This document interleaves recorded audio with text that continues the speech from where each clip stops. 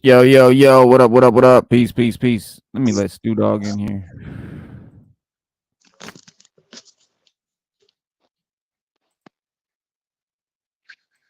There he is. What up, y'all? Peace, Yo, what peace. up, what up? Salute, salute. Corey We in the Adams, salute. house. Slade Wilson, salute. Yes, sir, yes, sir. It is Saturday, April 6th, 6:36 p.m., and we are doing the DC Power Hour show. But we got some Star Wars action tonight because Star Wars is doing a lot. They're doing a lot. To.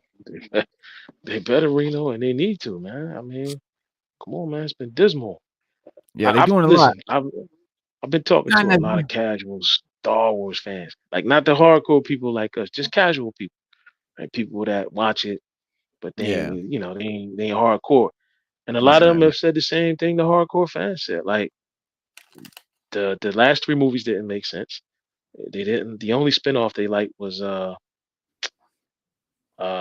One. Nobody Solo gets mediocre reviews. They got to do something, and everybody likes Bad Batch. They likes Bad Batch, but they don't like the other movies. So, talking to just regular fans, they want something big from Star Wars. They want something good. They want something they can dress up as at Halloween or something like that. But we haven't gotten it. Right. And everybody hates Rey. Everybody doesn't understand Rey. Nobody understands why she's there. Like, and these are casual fans. These are not hardcore fans like us. These are casual fans. Yep. Nah, you can't blame the hardcore fan base for the discontent, which Disney loves to do. They love to, because I've been talking with people ever since the female Silver Surfer was announced officially, which we're not getting. We'll talk about that. We're gonna talk about that Monday. We'll talk about that Monday. Yeah, we'll talk about that Monday. Yeah, we'll hit that Monday. Yeah, we're gonna hit that Monday. Yeah.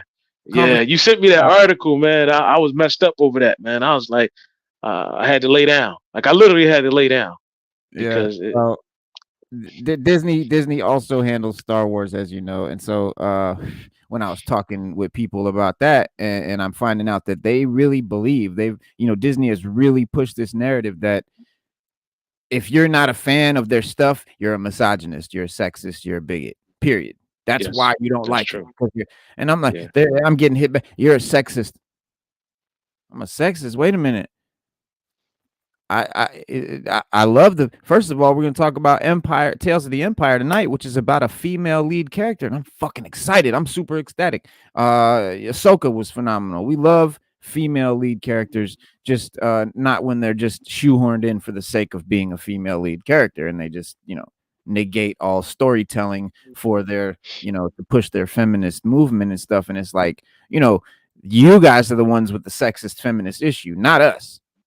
We never were. We always liked female characters. We always had female characters that were lead characters, strong characters. What we don't like is the fact that you feel you have to do an all-female cast and all the males in it are either weak or buffoonish just to show how strong and powerful the females are. We never had to do that before. The female characters held their own next to the strong male characters.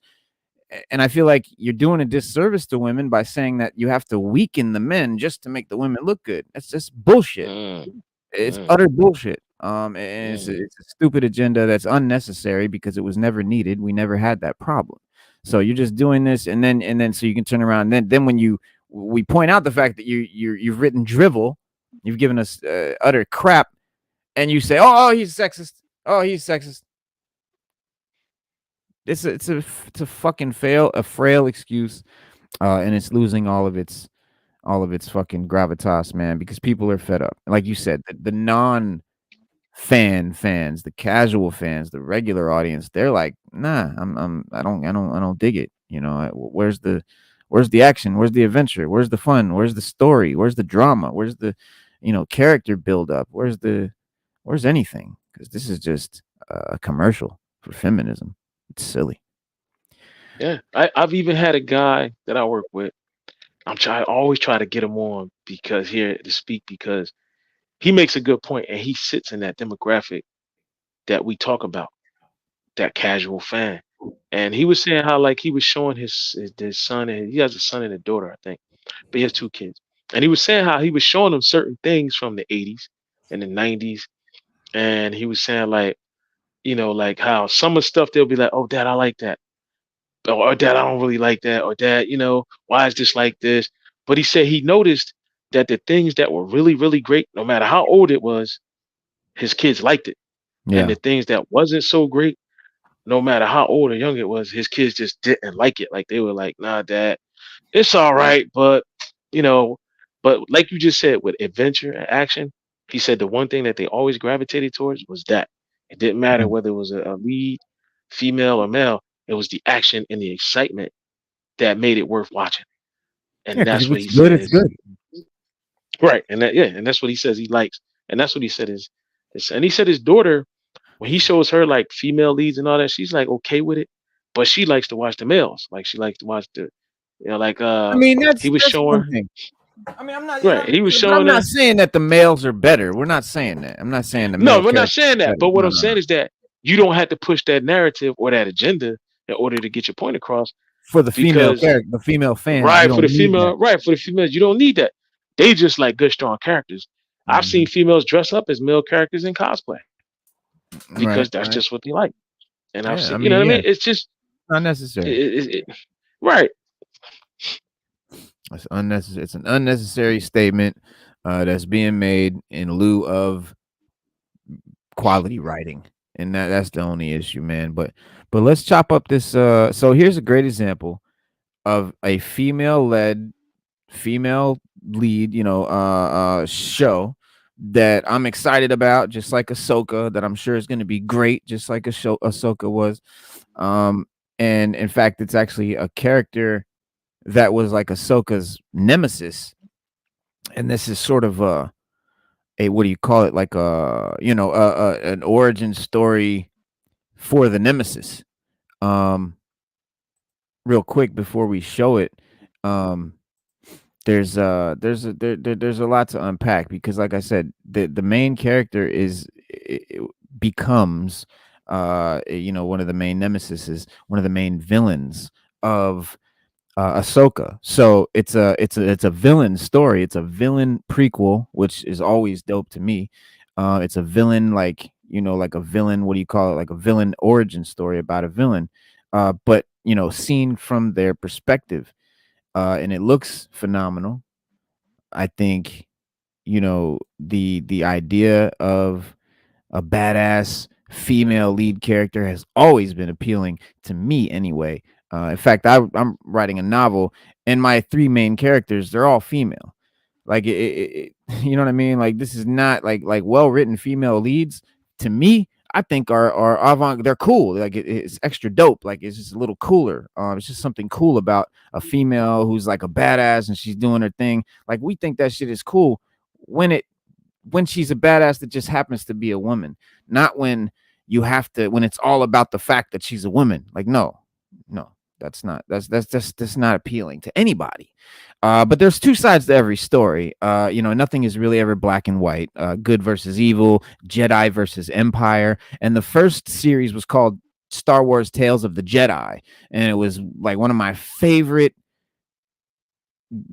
things that we've gotten since Disney's own Star Wars. One of my favorite things. It was like a prequel, like a old school, like a what do you call it? Like a origin for Count Dooku. Well, not an origin for Dooku, but an early Dooku story, an early Qui-Gon story, a young Qui-Gon Jinn story. So super cool lore, and I love that. But this one, this new Disney animated series is called Star Wars Tales of the Empire instead of Tales of the Jedi. So it's like a play on that Tales of the Jedi series, but this is, centering on the rise of the Empire. And it's a 6-episode show. It's got follows 2 warriors on a divergent path, right, set during different eras. After losing everything, you've got young Morgan Elsbeth, played by Diana Lee Inosanto, who, if you don't know, Dan Inosanto was Bruce Lee's top student, who he left to run his Jeet Kune Do school after him. And Diana is, I think, his daughter. And she navigates the expanding Imperial world toward a path of vengeance.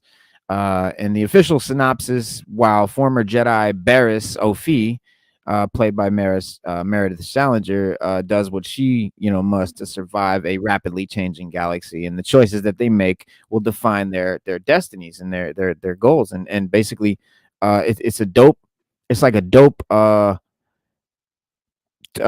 and B plot, right, story. You got the voice cast, including Rhea Kilsdit, played by Lynn, aka playing the fourth sister, aka Lynn.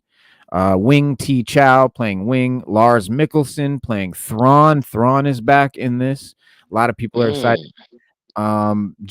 Jason Isaacs is playing Grand Inquisitor, and what I think people are most excited about is the return of General Grievous, played by Matthew Wood, in this one. So Grievous will be in there chopping shit up with 4 lightsabers.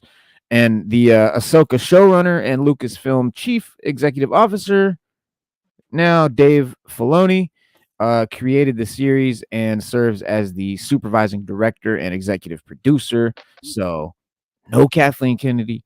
Well, not going to say no, but along with Athena, Yvette Portillo, and Lucasfilm head of development Carrie Beck. So it's a team that's been known to do the shit that we like.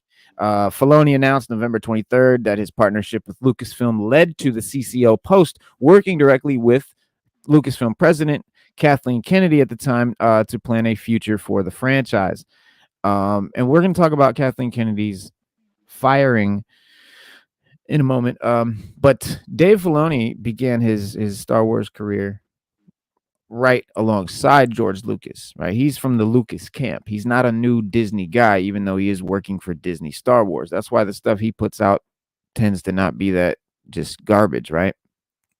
And the he was later appointed executive chief director of Lucasfilm in 2021 after being with the company for 15 years. Josh Rhimes co-produces Tales of the Empire. And then the series is not the only Star Wars installment on the horizon, of course, for Disney Plus.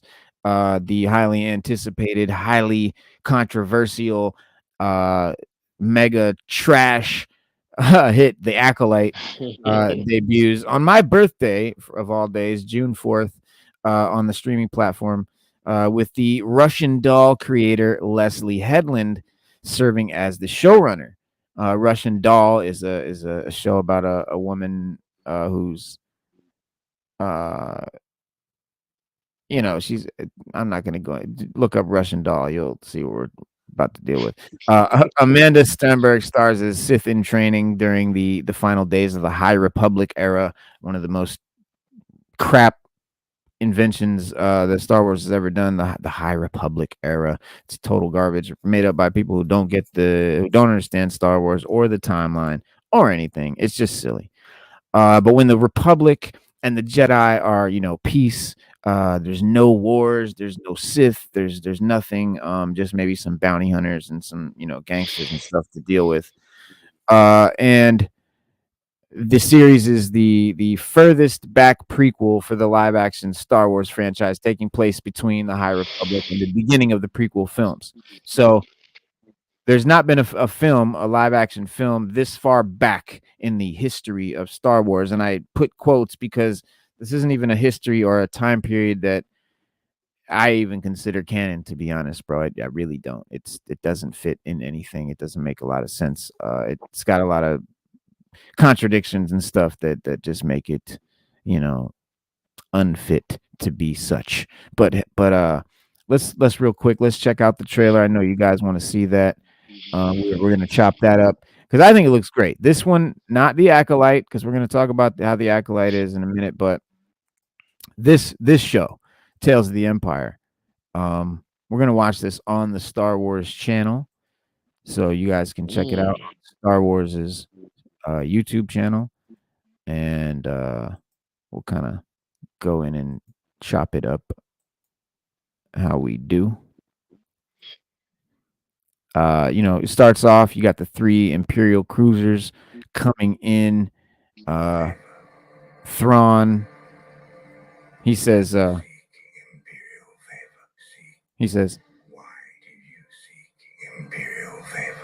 why do you seek Imperial favor?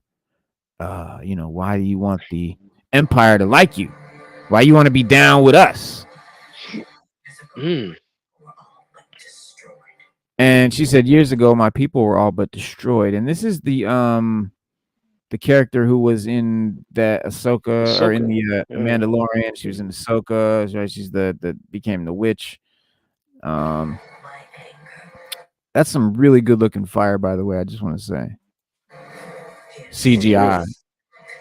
I mean, that's got to be Unreal 5 right there. Look at that. That's gorgeous. Gotta be. It better be.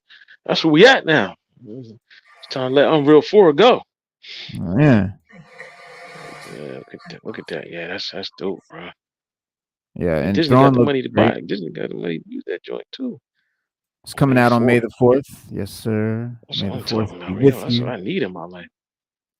Oh yeah. Now here is our main character. Rather, that's our main character right here. The child sitting right there in the cell. She's a small child at this point. And guys, forgive me, I'm pausing the trailer and I'm not just letting it play, because if I do, they'll shut us down, because we're just talking about the trailer. We're not just showing it. Yes,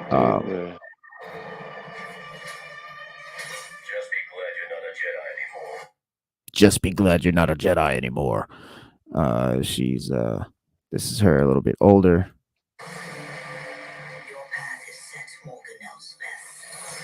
So it's 2 stories, right? Diverging this character, the character from the Ahsoka show, the witch, and obviously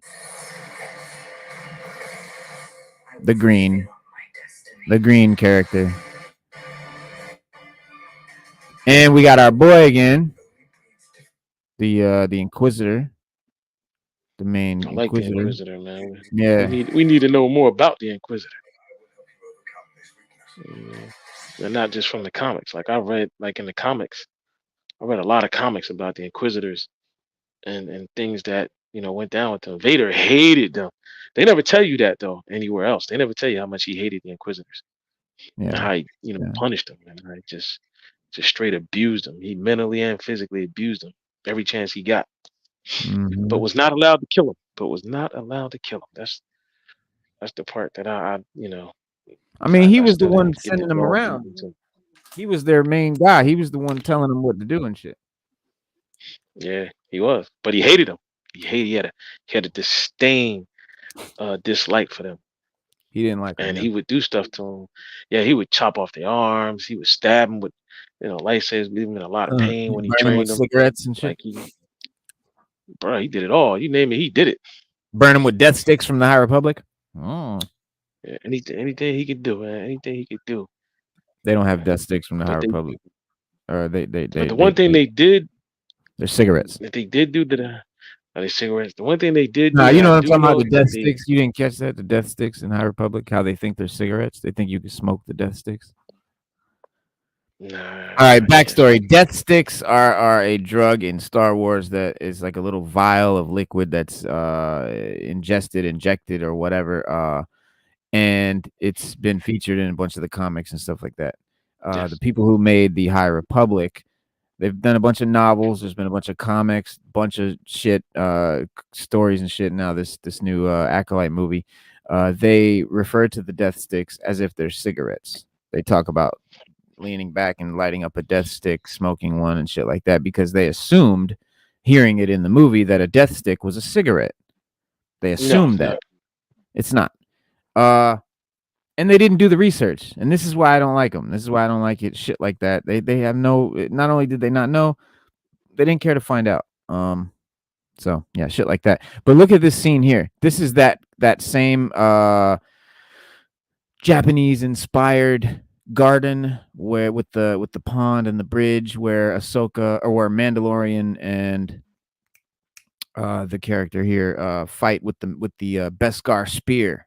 Remember that in the Mando show? Yeah, I remember that. Yeah. There's the spear. See, that's the spear. That's the Beskar spear right there. She's using it to block laser blasts. Laser fire, yeah. There's Grievous. Since I was a child, you cannot stop. Yo, I'm excited to see Grievous again, man. Yeah, me too. My son loves Grievous, man. That's one of his. He loves Grievous, man. He always thought Grievous was dope. Yeah. There she's Inquisitor there with her spinning Inquisitor blade.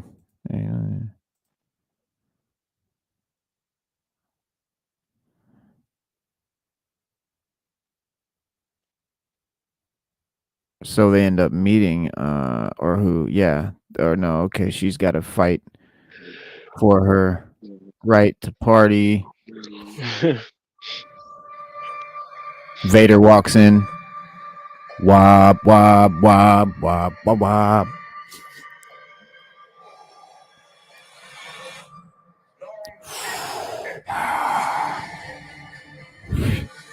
Tales of the Empire, original shorts.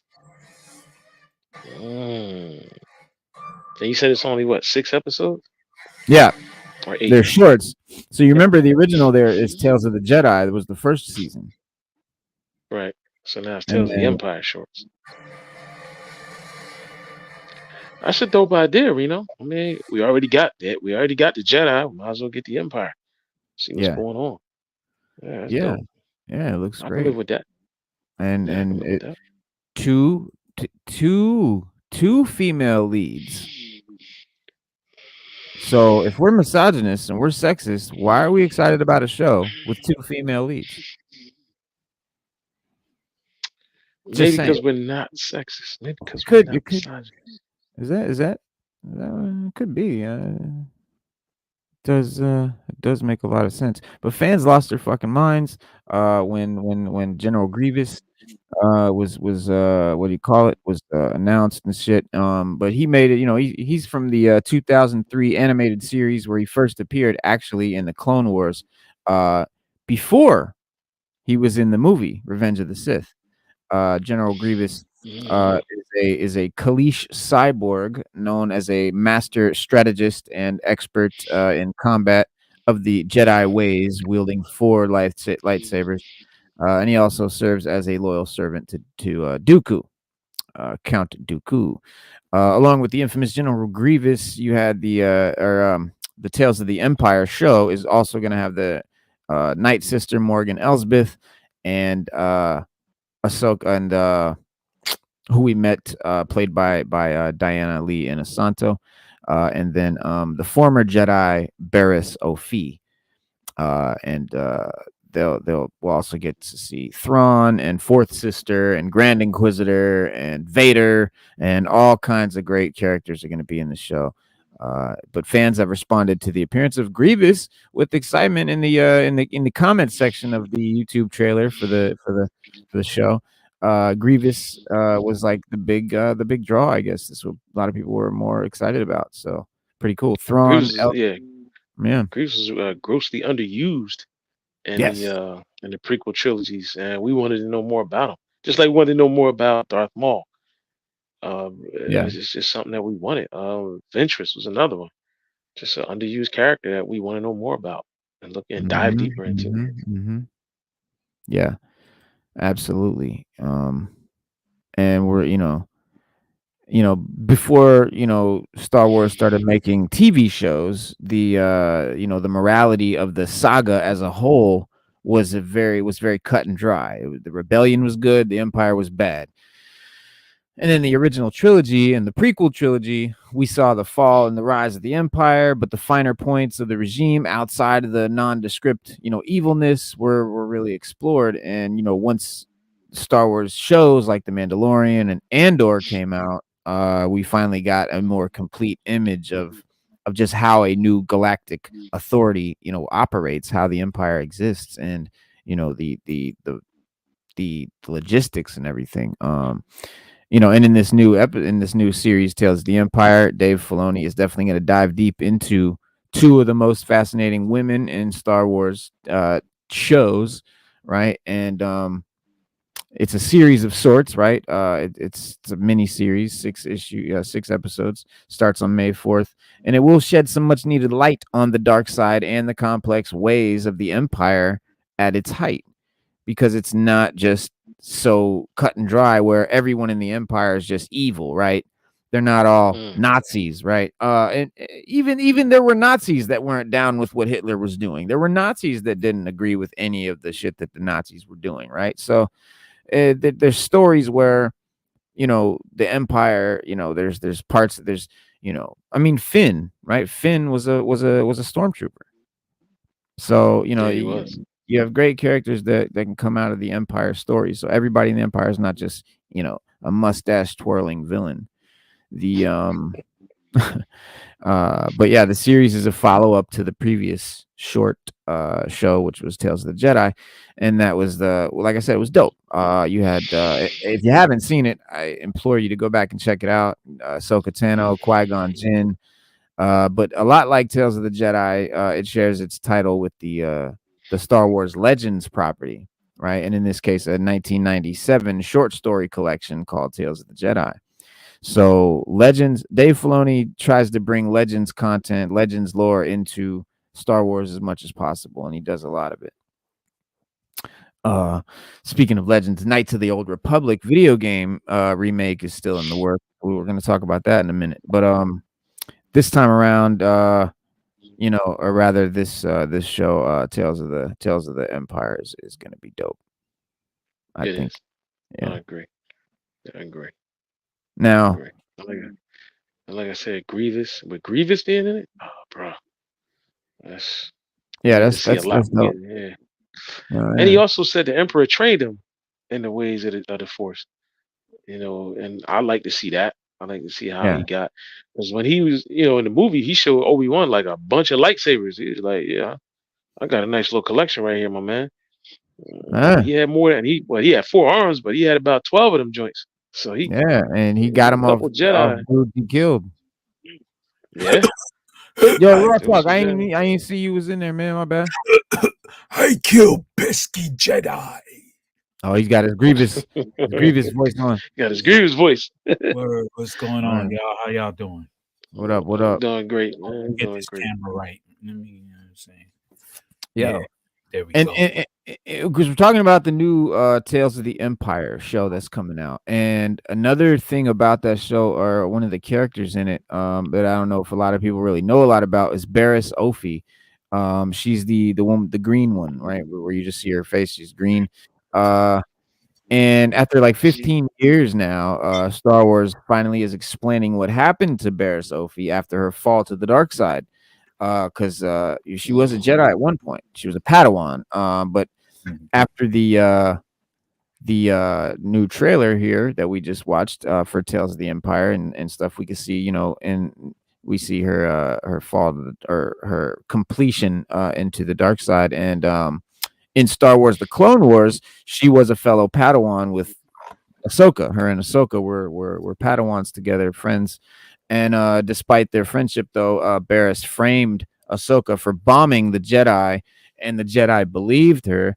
And that's what made Ahsoka lose faith or realize that the Jedi wasn't shit. Like, they were like, she was like, y'all ain't real. Y'all just gonna accuse me of that shit. And like, you supposed to know, you know what I mean? Like, what the fuck? And that's when Ahsoka quit being a Jedi based on that. But anyway, so Barriss framed Ahsoka for the bombing. Which eventually led to Barriss being arrested and Ahsoka leaving the Empire, or the Jedi, rather, the Order. And Barriss was very important to both the timeline of the Clone Wars and Ahsoka's journey, her timeline, but her fate, what happens to her has been left uncertain after the fall of the Republic. And now with the trailer has sort of answered the question of what happened to Barriss Offee. The trailer gives a sort of glimpse into her training as an Inquisitor and becoming a member of this fallen Jedi group who were forced to hunt down Jedi who survived Order 66, and that's what the Inquisitors are. And Tales of the Jedi is replacing Tales of the Empire is replacing Tales of the Jedi Season 2. So instead of Tales of the Jedi Season 2, it's this.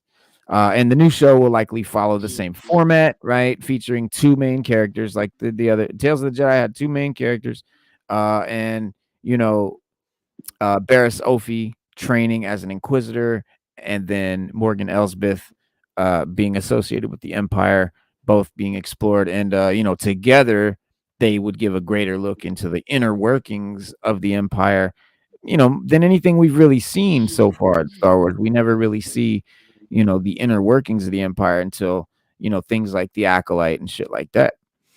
But for years, there's been no word of Barriss Offee's fate. We never know what happened after she got arrested in the Clone Wars. And a lot of viewers speculated about, what happened to her. And, the trailer has definitively answered basically what happened, or at least let us know how it begins. And, as she was freed from prison, where, we saw her in prison as a little kid. And then, sometime after that, we see her, walking with the Empire, being trained as one of Darth Vader's Inquisitors. And the show should depict several parts of Barriss's story, from her initial training under Grand Inquisitor to her potential exploits, as a fully fledged Inquisitor herself. And while the trailer does give hints at the next steps in her story, we really don't know yet where it ends, where it takes her, how she ends up. But her role as an Inquisitor could very easily put her on a path towards a rematch, or a re-meeting with Ahsoka. But Barriss may not even become a true Inquisitor. We don't know. She may end up coming back to the light. She may, who knows? We don't know where the story goes. But Star Wars has a long history, of themes of redemption, and stuff like that, and hope. So Barriss could bring that sort of message to this show, but we'll see on May the 4th. We can't wait. We can't wait. And the 4th is what? Was that Saturday, or was that the middle of the week? May the 4th is a Saturday. Saturday. So Free we might. comic book day. What is it? Free comic book day too. Yeah, that's May the 4th. Yeah. Free comic book day is not on Saturday. It's the first. It's the first weekend in May. Yeah, it is. First weekend in May. It's always the first. It's always been the first weekend in May. Oh, I'm thinking of fucking new comic book day on Wednesday. I was like, I thought it was on Wednesday. Yes. Yeah. Yes. No, so because Marvel always, for the past few years, Marvel has always released a movie that weekend. They've always released a movie the weekend of Free Comic Book Day. Always, for the last few years. I don't know what they got this year. I don't know if they got anything, because they don't have much. They canceled just about everything. So I don't know what'll be coming out, but it might be Deadpool. Deadpool's what, July, I think? Yeah. Yeah, Deadpool's July. So yeah, it'd be interesting to see what they release, because they've always released a movie on Free Comic Book Day that whole weekend. Damn, man, that's not on my pay week either. I like to get paid and then go to. But it's none of our pay week. You don't get paid bi-weekly? No. Yeah, I get paid bi-weekly, but I think that might be, what's this, March, April? So Deadpool is on that 4th of July weekend. Starting that 4th of July weekend. Yeah. Well, the Acolyte comes out on my birthday, June 4th. Which I'm I don't know what to feel about that. Every 4th of the month is something big, I guess, huh? Yeah, it looks like that's heading that way, but yeah, so it'll be some cool trips into the history of Star Wars and some of these new shows. And speaking of the history and the Old Republic, the Knights of the Old Republic remake, which I know has been a big thing for Star Wars fans, right? If you're a fan of Star Wars, if you've been into it, you've been playing the video games, easily the best video game of all time, Knights of the Old Republic. Fucking phenomenal RPG. And we've been dying. Fans, gamers, and Star Wars fans alike have been fiending for them to remake this game with the new, engines and graphics and speed and everything that games have now. And a lot of gaming developers have gotten the project, botched it, slept on it, fucked it up, lost it, ruined it, couldn't figure it out, didn't do it, failed, whatever, canceled it.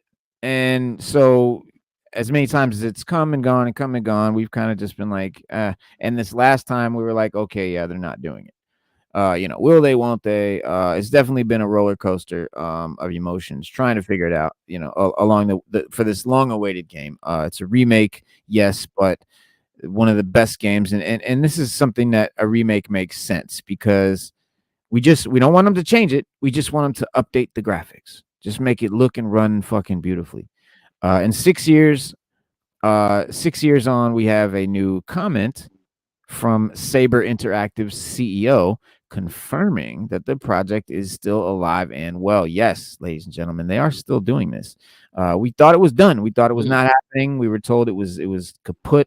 It was not going down. It was just forget about it. It's indefinitely not going to happen. The comments, like I said, come from the CEO directly as part of this interview that he did with IGN. He explained that Saber Interactive took the Coder remake following the split with Embracer Group, and the project is still actively being worked on.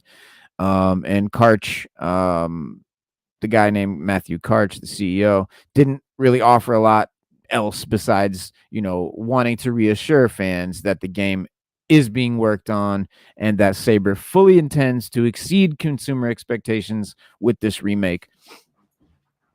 And, Star Wars: The Knights of the Old Republic is one of BioWare's most iconic RPGs, considered by many fans to be one of the highest quality Star Wars stories ever told. Now, listen to what I'm saying. Not one of the best games ever made.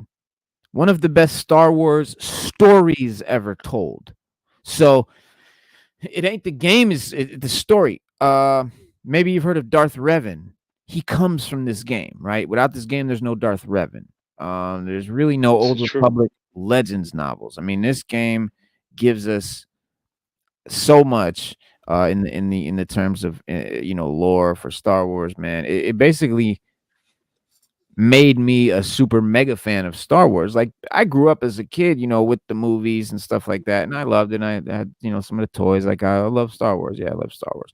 But this game made me get into it. This game made me start reading the novels and the comics and really being like, oh, there's more to it than like Han Solo and the Millennium Falcon and Luke Skywalker and Darth Vader. There's way more to it, right?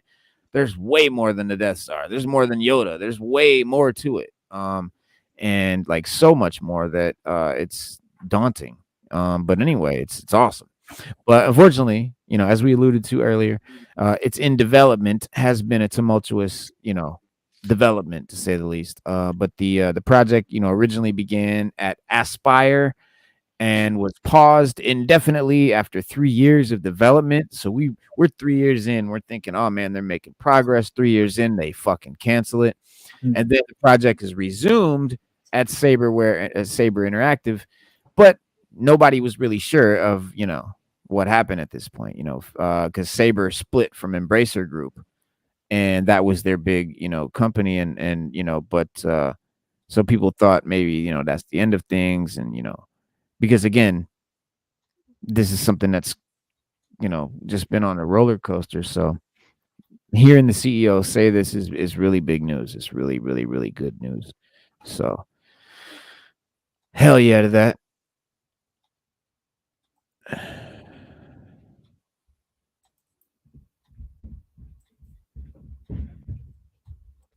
And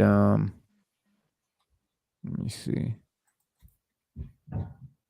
Bad Batch 3 is the new Bad Batch. Bad Batch season 3 is following George Lucas's most important rule to the letter. And people are very much this is one of the well-liked projects for Star Wars. I haven't gotten to see season 3, but yeah, Stu loves it.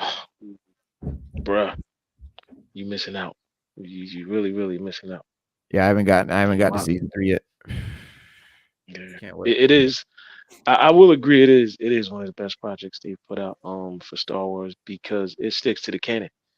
It shows, how everything wound up being the way it was, after the fall of the Empire, and during the Clone Wars.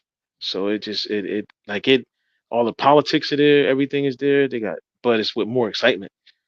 We're finally finding out about Omega and what she is and what she can do. I don't want to spoil it for anybody, but this season we find out more about Omega. We find out more about the clones. Like we find out a lot of things that we basically been asking questions for 2 seasons, and even with the prequels, even with the prequel films. The Emperor had a cameo in one of them where he talked about, the reason why he wanted to use clones. Like there's a certain reason, but without spoiling it, basically, I don't know. It kind of alludes to the fact of this last movie when they had a clone of him, of why he wanted to use clones. And what he was actually shooting for was a bigger project of making force sensitive clones that could do his bidding, that he could control. So somewhere in the writing, I think it got botched up and they did some other stuff, but yeah, it is good, man. It is really, really, really, really good.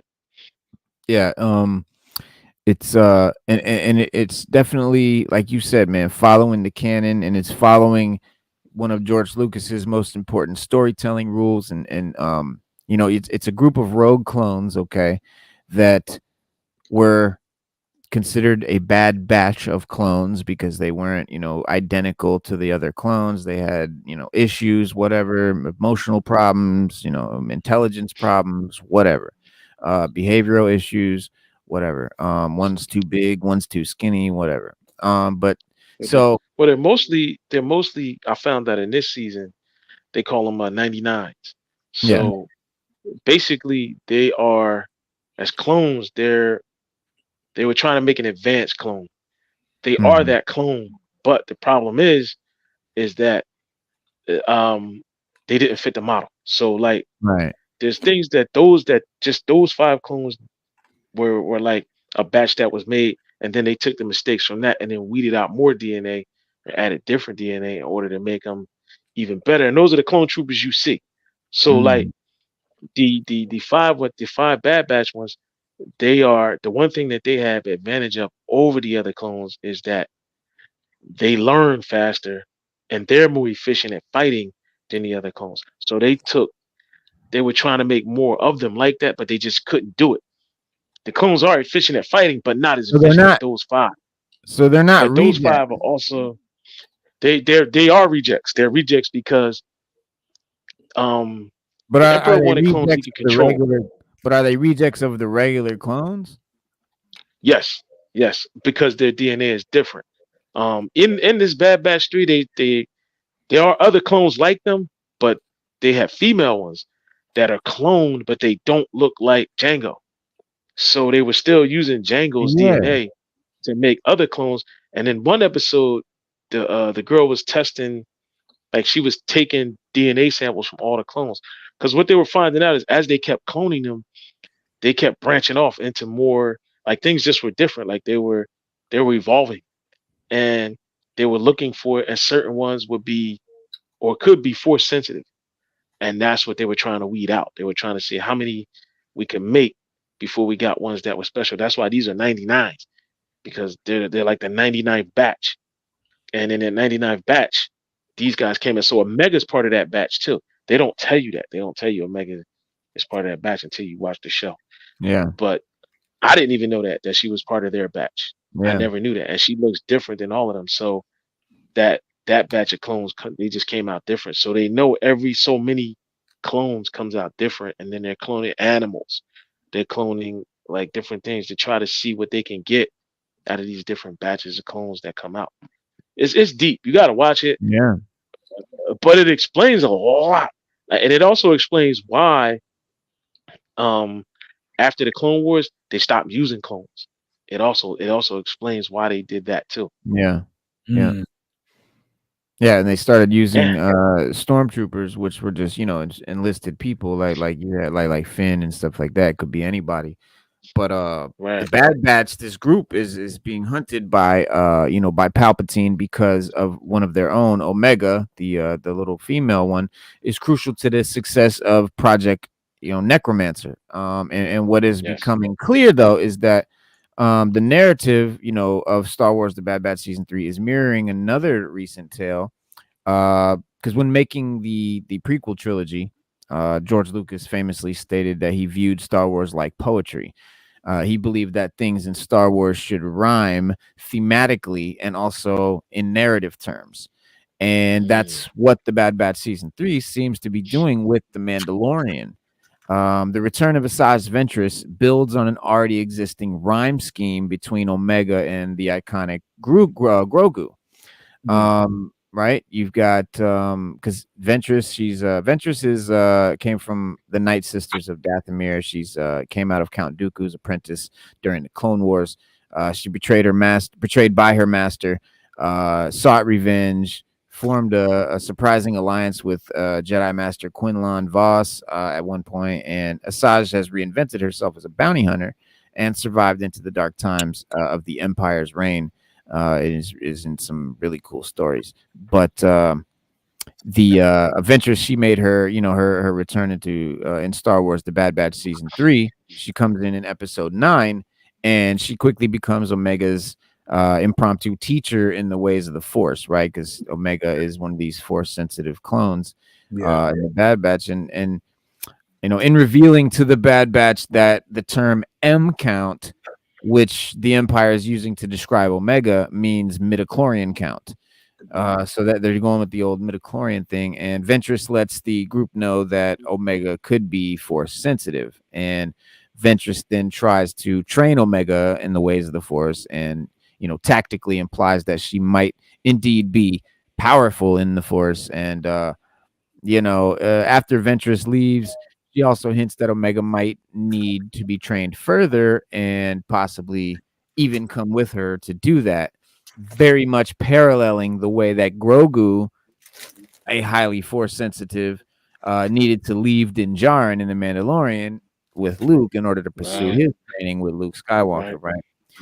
Leaving, you know, his caretaker. But Reno, when you go into Grogu and remember what they were trying to do with Grogu, they were trying to extract his DNA.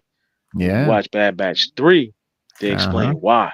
And they still doing it even after, you know, the fall of the Empire. They're still trying to create these Force sensitive clones, and they're mixing DNA with different clones or different people to see what they can get, because so many batches you get whatever, and they don't all come out right. Remember when we watched the movie with Palpatine, it was all these different Palpatines, and they were all just deformed and disfigured, and you have to find compatible DNA to make them, you know what I mean? Like these clones, the 99s, they're a lot more durable than the other clones, and they're a lot more resilient to things than the other clones. But at the same time, they didn't exhibit any.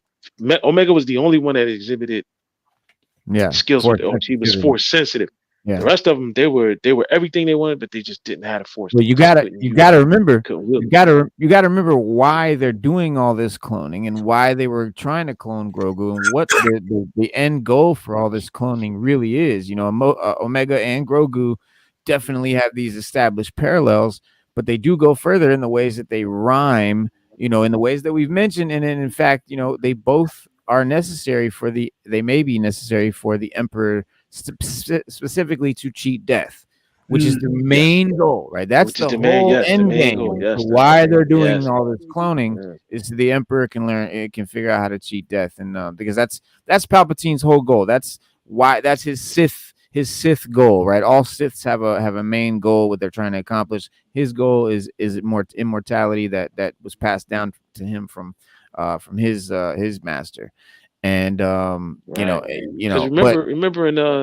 remember in Force Awakens, Starkiller was a clone. I remember Vader kept making different clones of him, and he kept killing them because each time it didn't come out right, Vader would just kill Force Unleashed. You mean? Yeah, Force Unleashed. Yeah, when Vader kept making Starkiller, he kept that was a clone, but Starkiller just kept his memories kept coming back. Right. And Vader kept trying to figure out how to weed out the weakness. He just couldn't. Yeah, and then he kept falling in love with the one girl that was there every single time. So Vader would kill him every time he get close to. Yeah. But he was an ultra powerful Jedi. Like he was super powerful in the ways of the dark side of the Force.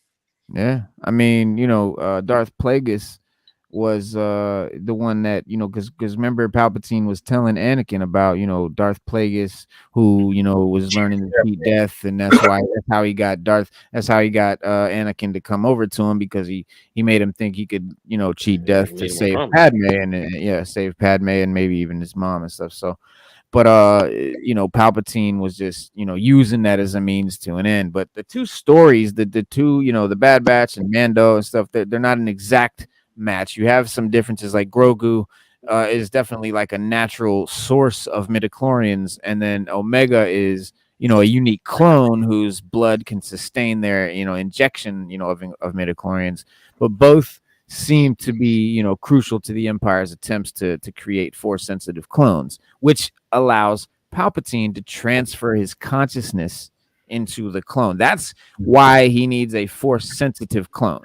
It's not so that he can, you know, live in a force sensitive body. It's so that he can transfer his consciousness into this clone, and then it doesn't matter. Once he's in there, he's Palpatine, right? But this poetic approach to the story highlights the fact that Palpatine's unnatural goal of cheating death is dependent on destroying a child's innocence. Now, I'm sorry.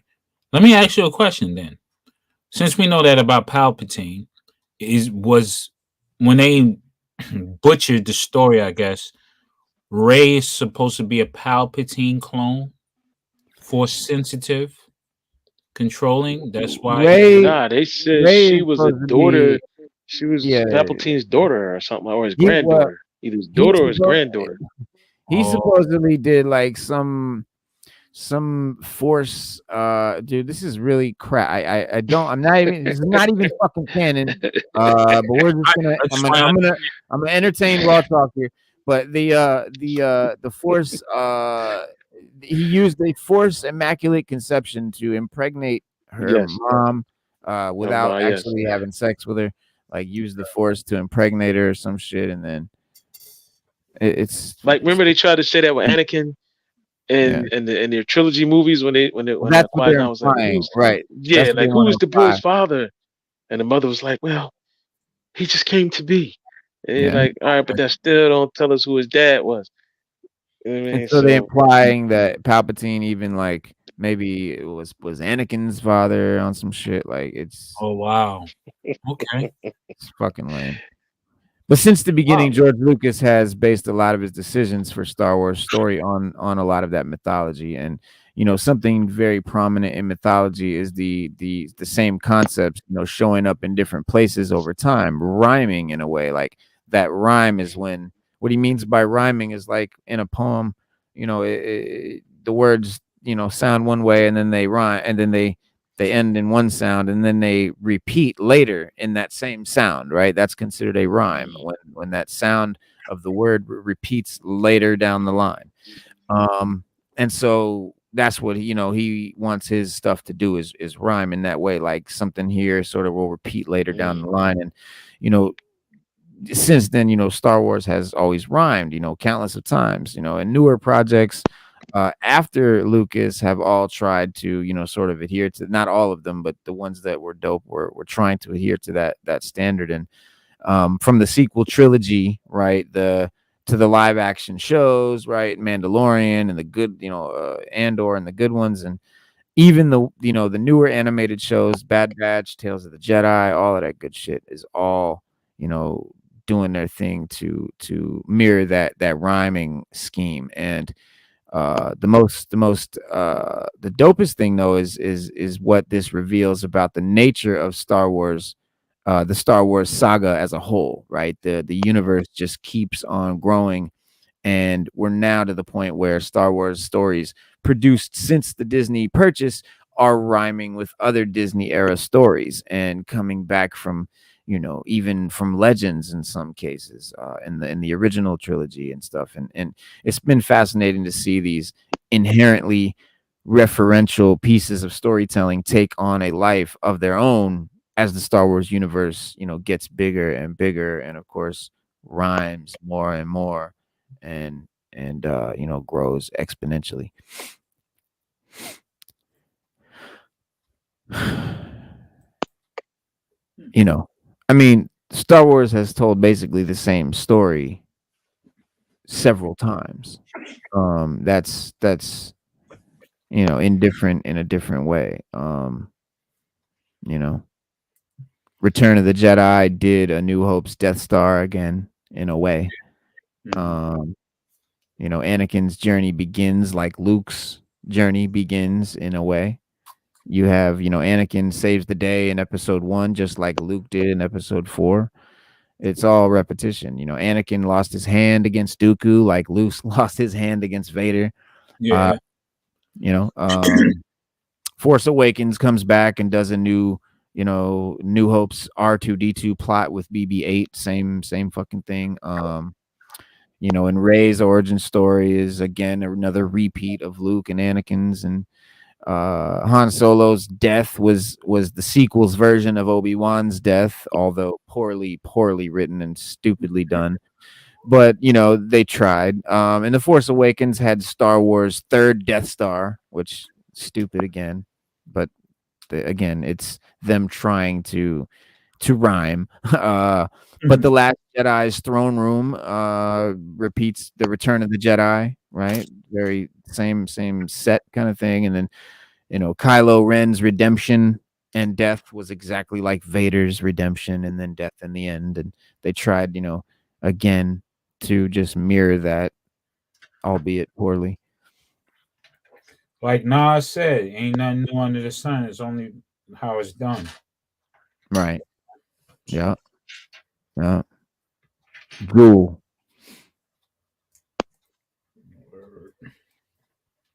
But yo. Yes, sir. This is DC Power Hour, so we definitely got some dope DC shit to get into. Cool. Yes. What? Oh, I thought you was gonna say something. I just said cool. Oh, I thought you said ooh. My bad. Nah, we got some dope, news about the DCU. We got some news about the Batman 2. We got some news about Joker 2, the musical. We got some news about some comic shit. Some news about some animated stuff. DC is doing a lot. Very excited to be a DC fan. It's a great time to be a DC fan right now. I never really traditionally was always a Batman fan, but never knew much or cared much for the larger DC world. But definitely a good time to be into it. Such a shame. Yes. Yes. Speaking of one of those really cool, lesser known DC properties, The Authority, and going to be one of the new films that a lot of fans are excited about, that's coming out for James Gunn's DC universe. And he recently updated us on the film's development after one of his Threads followers asked if any of the members of the anti-hero team, because it is an anti-hero team, right? Think the boys, or like not so much, but way better, like way Even better. Guardians of the Galaxy anti-heroes in some aspects. In a comedic way. Yep. Yeah, they were supposed to be like they were supposed to be fucking really criminals off top. Yeah. You know, that's how it started out. They were getting booked. So yeah, that's right. Gunn said, we won't greenlight a film until we have a finished script that we're happy with, and in general, we won't cast a film until the script is finished. He said, this is why some projects are moving faster than anticipated and others more slowly. It's always going to be quality first, no matter what. So good to hear from the guy. You know, and there's no time frame yet for the Authority to start casting and filming. One of the team's founding members is going to be in Superman, the Superman movie, Superman, which is currently in production. Angela Spica, the engineer, is her character name, and the actress's name, Maria Gabriela de Faria, was cast as Angela Spica, the engineer. And this will be July 11th of next summer, 2025, that the Superman movie comes out. But the other DC characters that comprise the Authority include Jenny Sparks, the Spirit of the 20th Century, Apollo, the Sun God, Midnighter, Lucas Trent, the Doctor,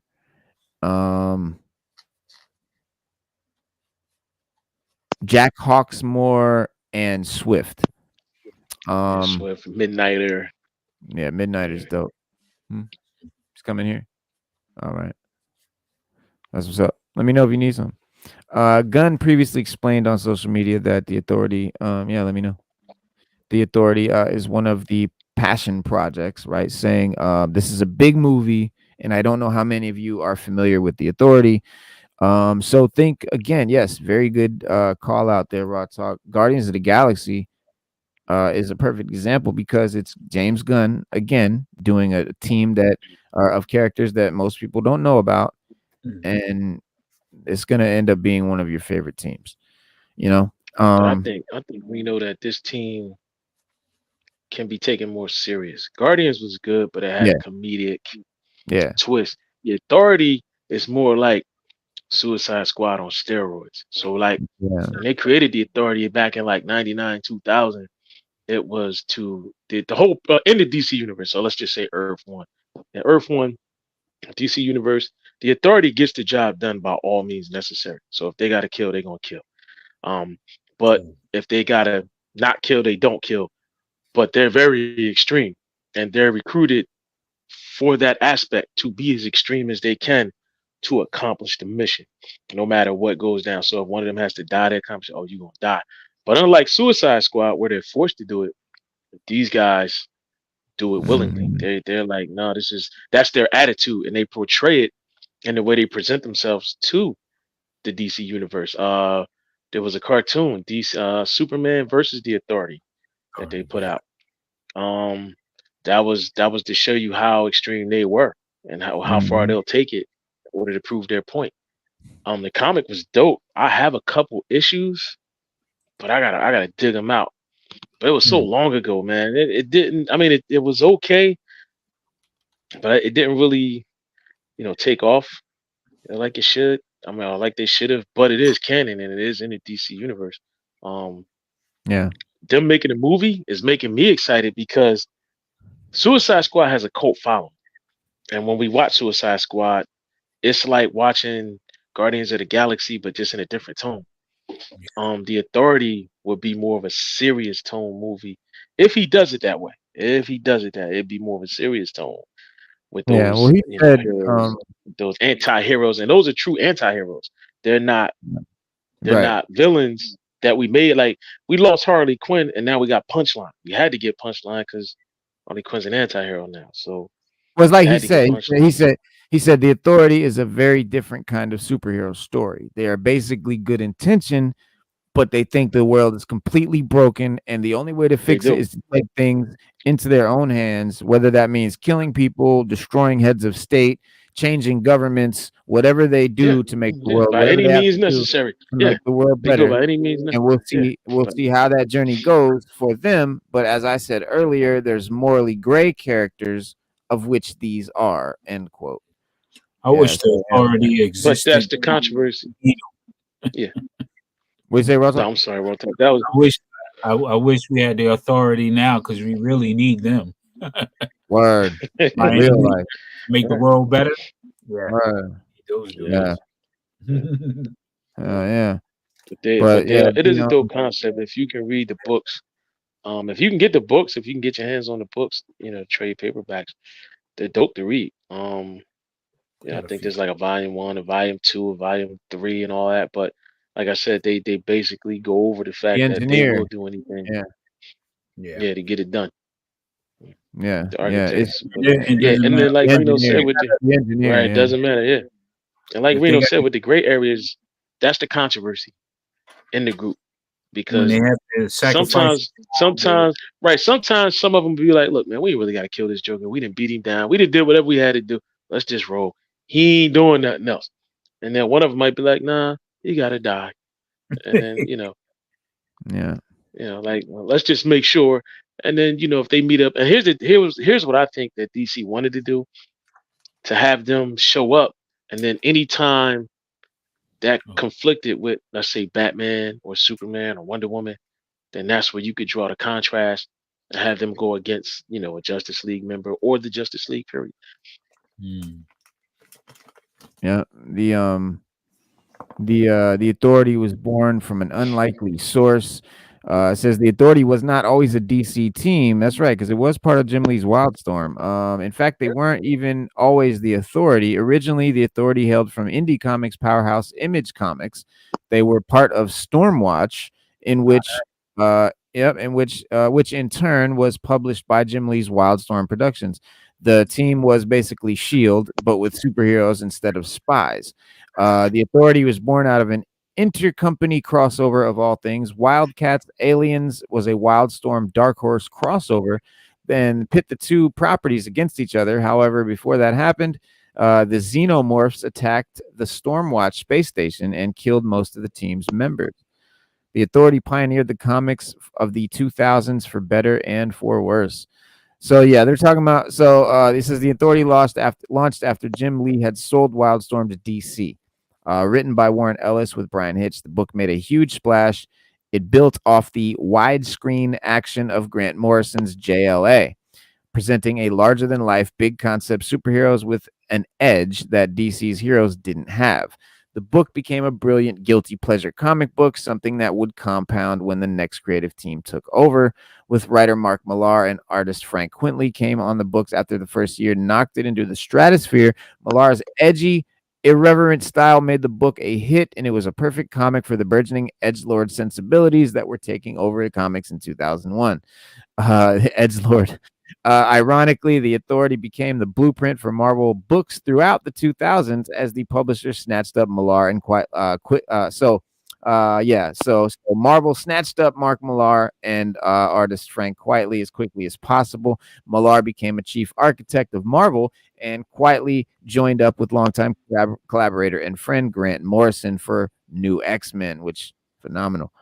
Superman and the Authority was supposed to be a part of the aborted 5G status quo. The Authority unfortunately didn't play a huge role in Warworld Saga. The return of Manchester Black set the seeds for the current Superman titles. Superman and the Authority was Grant Morrison's last contracted DC work. That's big. Grant Morrison is a goat, bro. His shit is super weird and deep. Superman's powers are weakening. The Authority has existed for over 20 years. So yeah, a team that's been around for a while. Just a lot of people didn't know about him. The first Superman teamed up with Manchester Black, one of the Authority guys. The first time Superman has teamed up with Apollo and the Midnighter. Oh, it's the first time that Superman has teamed up with Apollo and the Midnighter. Apollo and the Midnighter, I think they're gay. It says Yeah, Apollo and the Midnighter, the gay couple, has been a fan favorite for pretty much its entire existence, with Midnighter getting his own book full of amazing stories and the two starring together in a miniseries. Midnighter's kind of like Batman, and Apollo would kind of be, I guess, like Superman, right? Apollo's got Superman, sun powers, and Midnighter's a yeah. guy who prowls the night and beats up guys with no actual power. Yeah, and they're a gay couple, so it's like you shipped Batman and Superman.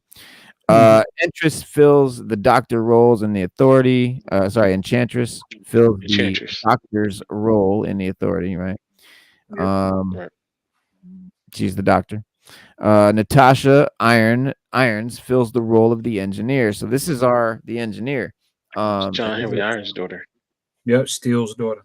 Right, and this is going to be our character in Superman. This is going to be our main sort of villain in Superman, apparently. Or the engineer was the old Authority's tech specialist, a woman whose body was inundated with nanotech. This allowed her to manifest armor, weapons, facilitate communication between the team using radio telepathy nanites, and take control of tech every time the team needs tech specialists. So Morrison brought in Natasha Irons, the niece of Superman's ally Steele. Natasha is smarter than her uncle and has her own version of his armor and hammer. She's one of DC's young heroes who has never gotten much of a chance to shine, which is a shame because she's one of the best. Morrison's giving her a chance in this book is great. And James Gunn giving her a chance in the DCU is fucking dope. The book introduces. Remember, Vino, when I asked the question before, is it time for us to get something other than Superman, Batman, and Wonder Woman? Like, we need these other heroes. Like, we love Superman, Batman, and Wonder Woman, but I mean, that's all they got. Like, we're tired of seeing Batman's story told over and over again in different ways. Superman, the same thing, and Wonder Woman's always hit or miss. They did one good movie. Yeah. Go ahead. I'm sorry. Yeah, they did one good movie. Yeah, they did one good Wonder Woman movie, and the second one was crap. And I heard that it was a rewrite because they were on some. I have no idea. Like it just.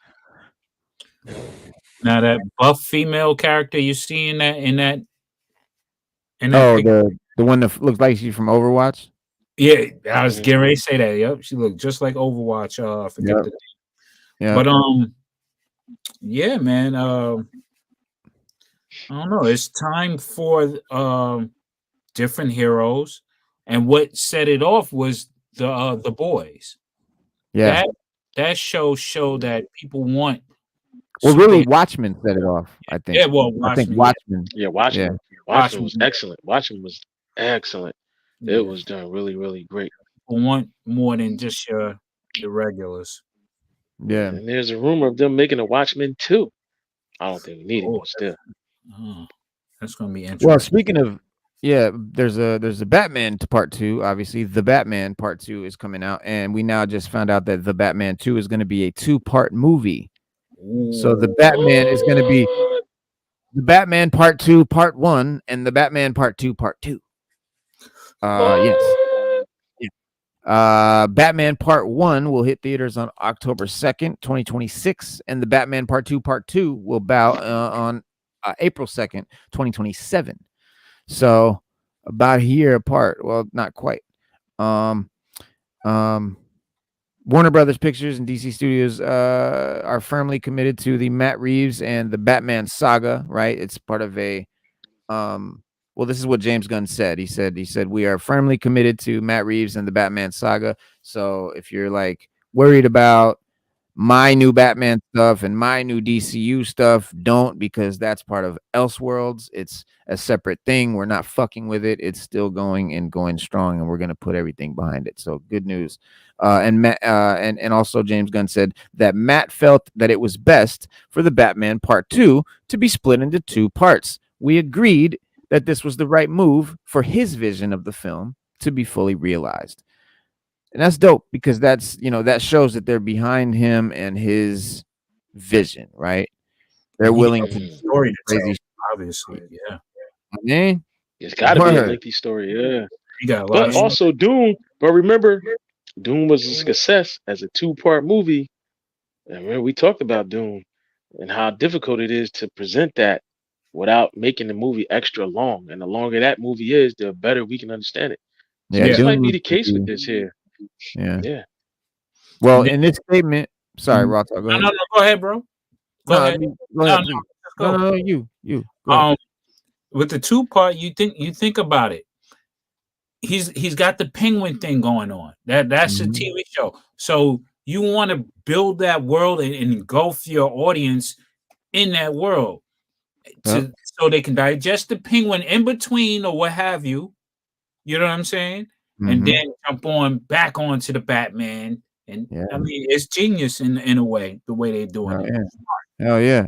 I think actually the Penguin's gonna come before the two Yeah. parts, but the statement and I'm not sure, but the statement Reeves thanked Warner Brothers and DC for their support and said that the Batman saga will include a trilogy of movies.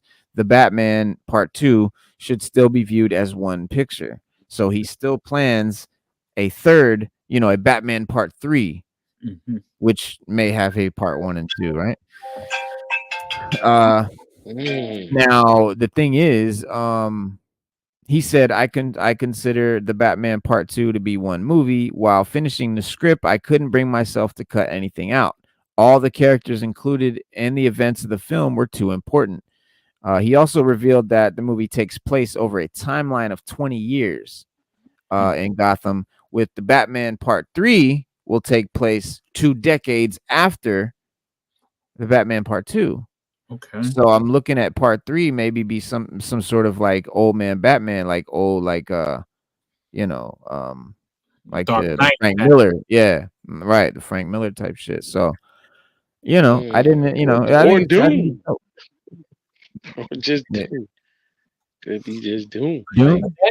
That'll make sense because this is his interpretation of how Batman got started going through the years. Yeah. So yeah, it would be a natural question. So yeah, it's dope.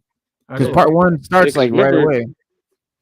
Yeah, because remember in this first one, Batman was actually this was like year 1. Year This was 2. like his early years, like year 2. It was like the early years. So he actually was already established because remember he was already working with the police and he was already helping them solve crimes and things like that. So that was dope, and it was also dope that we didn't have to go back to his parents getting killed and what made him become Batman.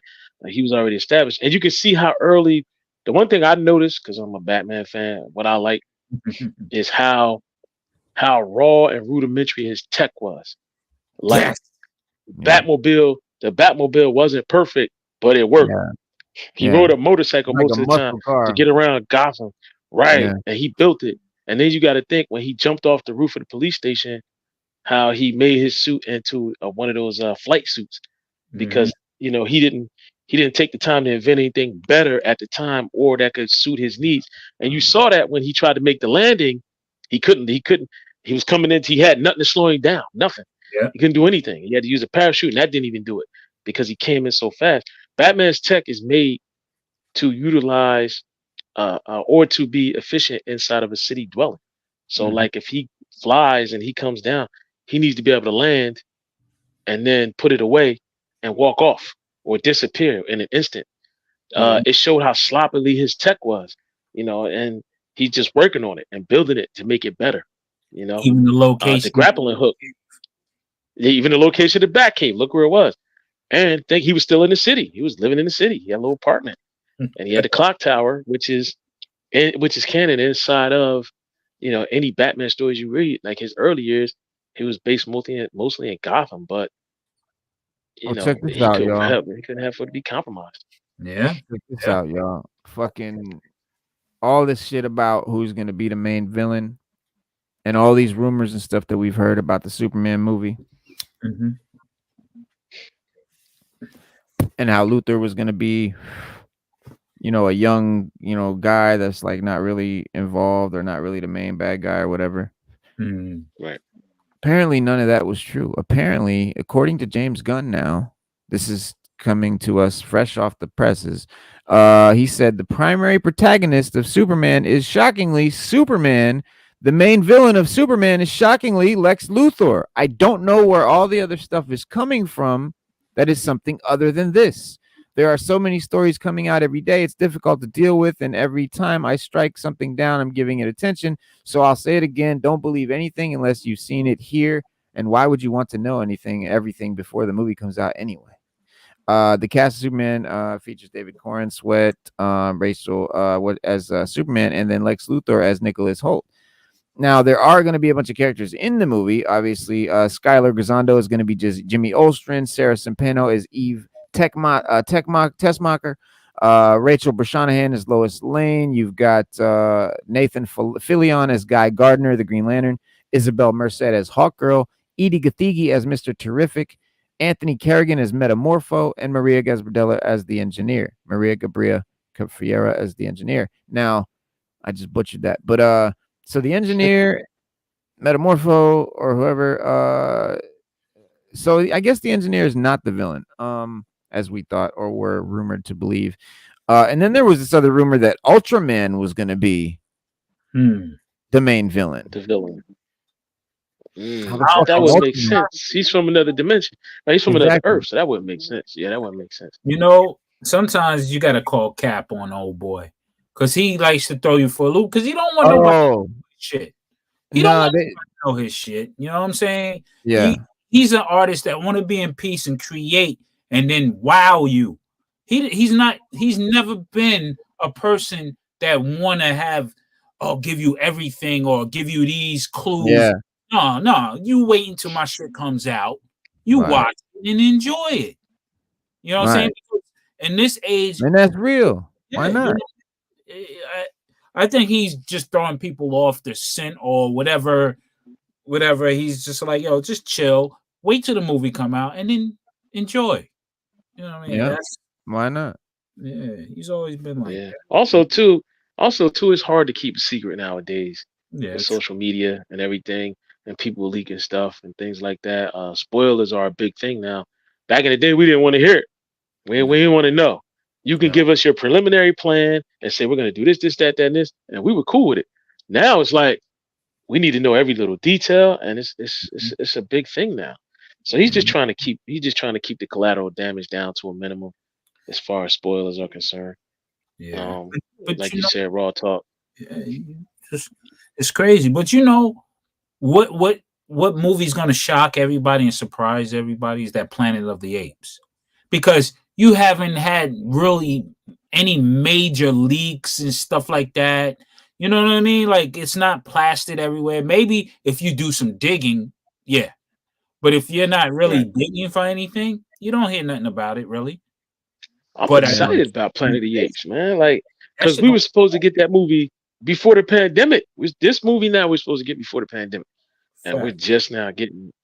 And I want to see how they're gonna put the spin on it, because what a lot of people don't know, if you never watched Planet of the Apes, when you get to the very end of the movie, and the girl, I think her name was Omega, when her and the guy they get to when the ape showed him, and he said, "Listen, I'm gonna show you what happened. I'm gonna show you your future, but you're not gonna like it." And the dude was like, "Just show me, man. Like, I'm tired of y'all apes talking." Like, he was real arrogant. And when he showed him the Statue of Liberty, you know, in the sand, washed up on the beach, halfway destroyed. Because at one, because you got to remember the whole movie, he doesn't realize that he's on Earth, but it's just in a different timeline. And he the whole time he's trying to prove to them how great humans were. You've seen that you've seen that as the Statue of Liberty broken and washed up on the beach. You know what I always saw that as? I always saw that as a nightmare fucking future where the Statue of Liberty is just buried up that high because the landscape has changed in this new world, right? Shit, and it's fucking, you know, a million years later where if evolution has totally changed to the point that, you know, because landscape has changed. Pangea, like the land don't look the same as it always has looked, right? It shit changes over time, you know, and I didn't see that as like a chunk of the whatever statue washed up, because how's it gonna wash up anyway? A big ass statue ain't gonna float up on the beach. It would sink immediately. So I've seen that as being she was buried up to fucking here. And then that means they was in Staten Island, Manhattan. Well, right. What it is what people don't realize is the whole time he didn't think he was on Earth.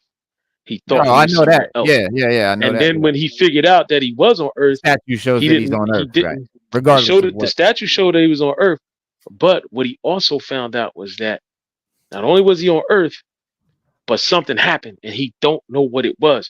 Right. These movies these Planet of the Apes movies here are telling us what happened while he was. Because if you watch the credits in the beginning of the first movie, they show his rocket taking off, and then in the second movie, they report that the ship was lost, and they don't know where it's at, and the astronauts are lost in space. They don't know. Right. And by the third movie, they had lost contact because the apes had already became intelligent and taken over. All the humans stopped speaking, this, that, the other.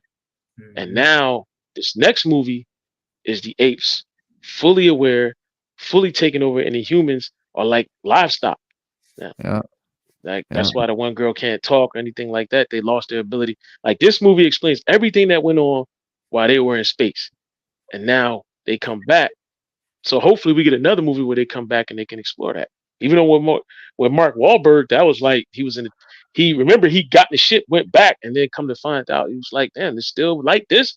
And it was an ape that was like Abraham Lincoln. Yeah, they went to a whole different dimension on that one. Yeah. So they was on a whole different dimension type thing. They did but this movie on the next level. Yeah, well, yes, they did. Yeah. Back on the Joker, DC. Yes, Joker. Let's get there with the Joker. Is this wait a minute? Is this a comic of the Joker? Is this a comic for the movie? This is a poster, official poster for the movie. Okay, all right. I thought it was a comic. The trailer is coming out. It says The World is a Stage in cinemas October 4th. It says the first footage from the Batman's adjacent sequel will drop on April 9th in the United States, being the early hours of April 10th in the United Kingdom. So April 9th, we will see the trailer. Meanwhile, this poster here shows Arthur Fleck, Joaquin Phoenix, Arthur Fleck, Lady Gaga, Harley and Quinzel, aka Harley Quinn, in dance, wearing a suit and dress, respectively, while in their clown makeup. Increasingly, the UK poster, as seen above, showcases a cigarette in Joker's hand, but the US version has it edited out. Oh, you can see that there's no cigarette here. So the UK version he has a cigarette. Very, very European of him to have a cigarette. And then we also have a little soundbite. This is Lady Gaga in the movie speaking. Let's see. Can you guys hear this? Let me know if you can hear it. I can do anything you want. You're Joker. Could you hear that? Yep. She said you can do anything you want. You can do anything you want. You're Joker. That's what any man. So any man want to hear. You can do any man want to hear from this woman. You can do anything you want. You're Joker. But yeah, that's Lady Gaga. And what is this? Is something?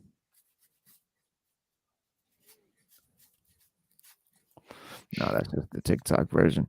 Yeah, it's definitely a fucking musical. I mean, you hear the music in the background. You can do anything you want. I think it's gonna be dope as hell. I think it's gonna be dope as hell, yo. I do. I really do. I'm down for this. Is about to be the first musical I ever probably really like. I'm not gonna say because, like I said, Sweeney Todd is hella dope. Oh yeah, hell yeah, Sweeney Todd. Yeah. Oh yeah, Sweeney Todd was good. Sweeney Todd was real good. That was crazy. We're gonna see, man. Listen, I like musicals if they're done good. I mean, I haven't really seen a bad musical that I didn't like. I mean, even Les Miserables, that was even good. That was a musical. That was even good. Okay, so here's what it is. So here's what we're looking at. So what it's going to be is, you remember how the first movie was about how Joker sees the world almost through like the eyes. I don't know, what was it, like a stand-up comedian, or like he kind of and this movie is going to be showing that the way Harley Quinn views the world is as through it is like it's a musical. Oh, okay. Oh, okay. Oh, okay. That's smart. That's smart. That makes sense. And it's smart that they cast a singer. Oh yeah. Yeah. You have to. Yeah. You have to. And a famous one. That is a famous pop singer. That was with acting chops. So with yeah, with acting chops. Yes. You know, Zazie Beetz, it says, who was reprising her role as Arthur Fleck's former neighbor, Sophie Drummond, in the sequel, spoke about the genre shift, stating that it makes wonderful sense, even though it sounds weird on paper. I really wasn't surprised by that. Todd has always had creative approach to the character. I love musicals, and I think of them as the characters are feeling. I think of them as the characters are feeling and experiencing so much that they can only sing and dance about it, whether in sorrow or joy. Okay. She said, I can actually see that within myself as well, because singing and dancing is quite a cathartic experience for me. I was going through a really, really difficult time at one point in my life and just started dancing and crying by myself. And that was an expression that matched where I was at in the moment. So I can see Arthur, who is feeling and experiencing so much, dancing and singing about it. He is the Joker, so it makes sense to me. Well, she's missing the fact that this is more about Harley Quinn seeing the world as a musical. What does it say here? Rumors speculate the musical nature of this film is due to the audience's viewpoint shifting away from Joaquin Phoenix's Joker, with the sequel being told from the perspective of Lady Gaga's Harley Quinn. Apparently, this version of Harley views the world as one big musical. And it was somewhat recently revealed that the sequel received a sizable budget increase, going from 60 mil to 200 million. Yeah. That's a full-fledged blockbuster right there. Todd Phillips returns to direct, co-write, Scott Silver. Joaquin is back. Brendan Gleeson, Kathleen. Oh, cool. Brendan Gleeson. So the kid that played Prince fucking goddamn, why can't I think of it, from Game of Thrones, the villain. Or the badass bad kid. Why can't I think of his name? What's his name? King Prince or some shit like that. I forget. It's totally escaped me right now. It's totally weird. But Brendan Gleeson is the actor that plays him. And it's dope because he's actually a good actor. People really hated him because of the portrayal, the way he played that character. Huh? Yeah, the blonde-headed kid. Yeah. The way he played that character was so despicable. He was so unlikable that people really gave him shit as an actor. Like they fans and shit really just took it out on him, as yeah, in real life actor, bro. He's playing the character. Jesus Christ. Get into it now, Reno. He quit. He was like, I quit acting. He was like, I quit. He quit acting for a while. And he came back. Are you serious? No, he quit. He quit acting, kind of got older and shit. Grew a mustache and shit. And then he did a movie with Liam Neeson. I forget the name of it, where he played like a hitman. That was pretty good. But he's a good actor. And he's like a good dude. Brendan Gleeson. And he quit. Wow, bro. He quit after Game of Thrones. People was sending him death threats and everything. Yeah. We hate you, motherfucker. Yeah. It's crazy. He must have. Well, he did a really good job. If they was listen. Yo, I hated the motherfucker, man. And I only watched a few of that episodes of that shit. And as soon as I seen him, I hate this little motherfucker here. I wish I could stomp him the fuck out. Dog, people really hated his ass, like literally with the passion. He was great. He's great at that, man. Yeah. He did his job. He did his job beyond that. Joffrey was his name, by the way. King Joffrey. Joffrey Baratheon. Of the land. Matter of fact, he was he was in Harry Potter. He was in the Harry Potter joints. Was he? Yeah, he was what was the wizard's name in that damn? Well, he was in Batman. He was in the Batman films too. He's in the Christian Bale Batman movies. Little kid, a couple words, small part, but yeah, he was in that. But yeah, well, that's how they get down now. Reno, Joker. if you what you call it, man, you do a good job. Listen, You know, he was in Braveheart too. Hmm. Yeah, he's tiny in that. Yeah, he must Yeah, he have was been tiny tiny in in that. it. Yeah. Yeah, he was tiny in that. Yeah, he's in Gangs in New York. Yeah, played in a lot of stuff. He was in Troy, Mhm. which was So one of what my do y'all? favorite movies So I might have. a lot of people want to cast Gyllenhaal as the Batman for the DCU. Jake Gyllenhaal for the Jake Gyllenhaal. yeah. Mad Moody. Reno. That's what he Oh, played in. Jake He was Gyllenhaal. Mad Moody. Did you see the movie Roadhouse Yeah, recently? Him and Yeah. you just saw that? Yeah, it was that all was right. Yeah, I seen it. It was It was okay. alright. Yeah, it was okay. It wasn't like it's nowhere near as good I as the bet original, but it's watchable. nah, it wasn't like the I original, watched but it. I liked it. I No, thought I it was watched good. it. No, I liked it. It was a good modern spin on it. No, I I liked think it. I I thought didn't it, know he could. I didn't know he was ripped like that, dude. Gyllenhaal fucking got ripped for that shit, dog. yeah, he works He's out with old boy. fighting, for real. The Scottish dude, yeah, and Conor McGregor. Conor McGregor, yeah, Not Conor McGregor. yeah, Conor McGregor, Yeah. yeah, yeah, yeah. Conor McGregor's the villain in the movie, and I thought that the moved too UFC guy. fast. It was just too fast for me. It was very fast, but I don't know. I Yeah, guess it was. it was cool to me because it kind of like took me back to Florida. It kind of reminded me of Florida, and it just like and I was thinking about that. I was like, I said, Reno UFC probably enjoying shit. this joint. Yeah, it was like a little taste of home, I guess. I don't know. But there's this new little fan art of Gyllenhaal as Batman.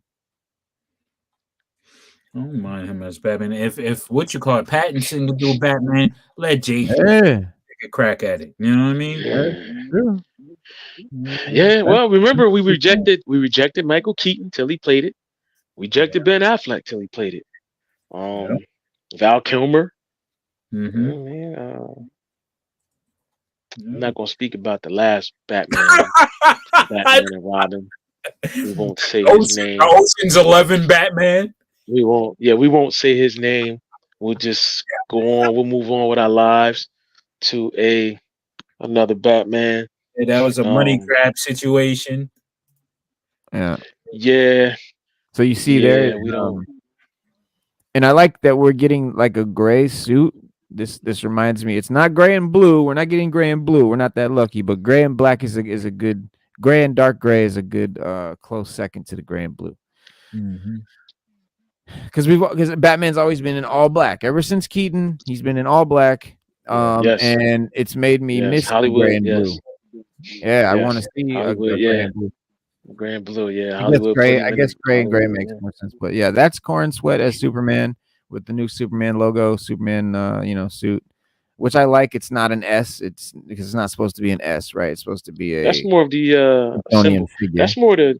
That's more the Kingdom Come S on his chest. And you see Batman's got a different. He's got a yellow circle on his chest, or not a circle, rather a yellow like sort of plate on his chest, with the bat on it, with like an old school belt of pouches with the draws on the outside, just like Soup's. I wonder why he angled. But it's Gyllenhaal. Yeah. Supposedly, if you look close, you can see it's Gyllenhaal's face. Could it be the new product? New action figures? Oh yeah, they're gonna definitely have new action figures. No. Oh, there he is without the cowl. Yeah. Because McFarlane, he's feasting right now. He's ready. Oh, McFarlane just dropped a new penguin. I can't wait to get it. The first time we've ever had a penguin that looks like the OG, like superpowers penguin. Like penguin, yeah. The comic book iteration, yeah. I'll just live through you, Reno. As soon as you show it, I'm gonna be like, The thing is, bro, I already got I got the Riddler, I got the Joker. I gotta have the penguin. Gotta have the penguin. Did you get the Joker mobile? Me, Riddler, Joker, Penguin. Those are like the main cores. Did what? The Joker mobile. Remember, I sent you one on the Joker mobile. Oh yeah, no, I'm not. Yeah, I saw. I'm I'm not gonna get the Joker mobile because that's for the animated series Batman's, and I don't have any animated series stuff, and I don't have room for a Joker mobile, dog. You know why? I don't, because look, But you got the Dragonfly coming. Exactly. I got this. I got 2 ferrets coming. The ferret is out. The ferret is up for pre-order. Yeah, but thought you putting some money to a his tank. No, I'm not getting his tank. I missed the his tank. I'm not getting his tank. But the Dragonfly is coming, and I'm expecting that thing to be like this fucking big. Yeah. It's got to be at least this long. Yeah. If you think about the size of the cockpit, it fits 2 people in it. Yeah, it's gonna be crazy. I mean, you figure even if the main fuselage or whatever right there is this big, like that's 1 seat. You got to figure there's going to be 2 guys sitting. I don't know. I don't know if it's 3 or 2 in this one because it comes with 3 or 4 figures. No, it's just okay, just a 2-seater. You got Wild Bill. You can put in. You can put one of the guys that it comes with, which is Night Force, Crazy Legs, Night Force, Airborne, I think, and then Glenda. But yeah, you figure a 2-seater cockpit at least that big. The whole tail part, the propellers. So that thing's gonna be massive, and man, I'm all in with this shit. So I'm not doing. I can't go with another. I can't go with vehicles for another line. That's earlier so today. You can only do what you can do. Earlier today, I was at my LCS, right? All right. Helping him out because I filled in for one of my friends who went on a vacation, right? So I was working with moms up in there. I seen them damn classifieds, man. I was going through all sorts of emotions. You seen what? The classifieds. I seen the Techno Vipers. I seen the Quick. I was through so much different emotional stages. Why? Because you're not getting them? Yeah, I'm not getting them. And I'm like, should I quit classifieds? Should I get back into the game? I was going through it, man. I was going through it, man. Don't do it. On some real, like some drug addict shit, man. For real. For real. Man. You listen, Ronta. You can always just do like me and Reno, collect the ones you absolutely have to have. You don't have to get them all, bro. They're not Pokemon. They're not Pokemon. You don't have to have them all. You can't have them all. Can't have them all, baby. I don't operate like that, man. I can't. I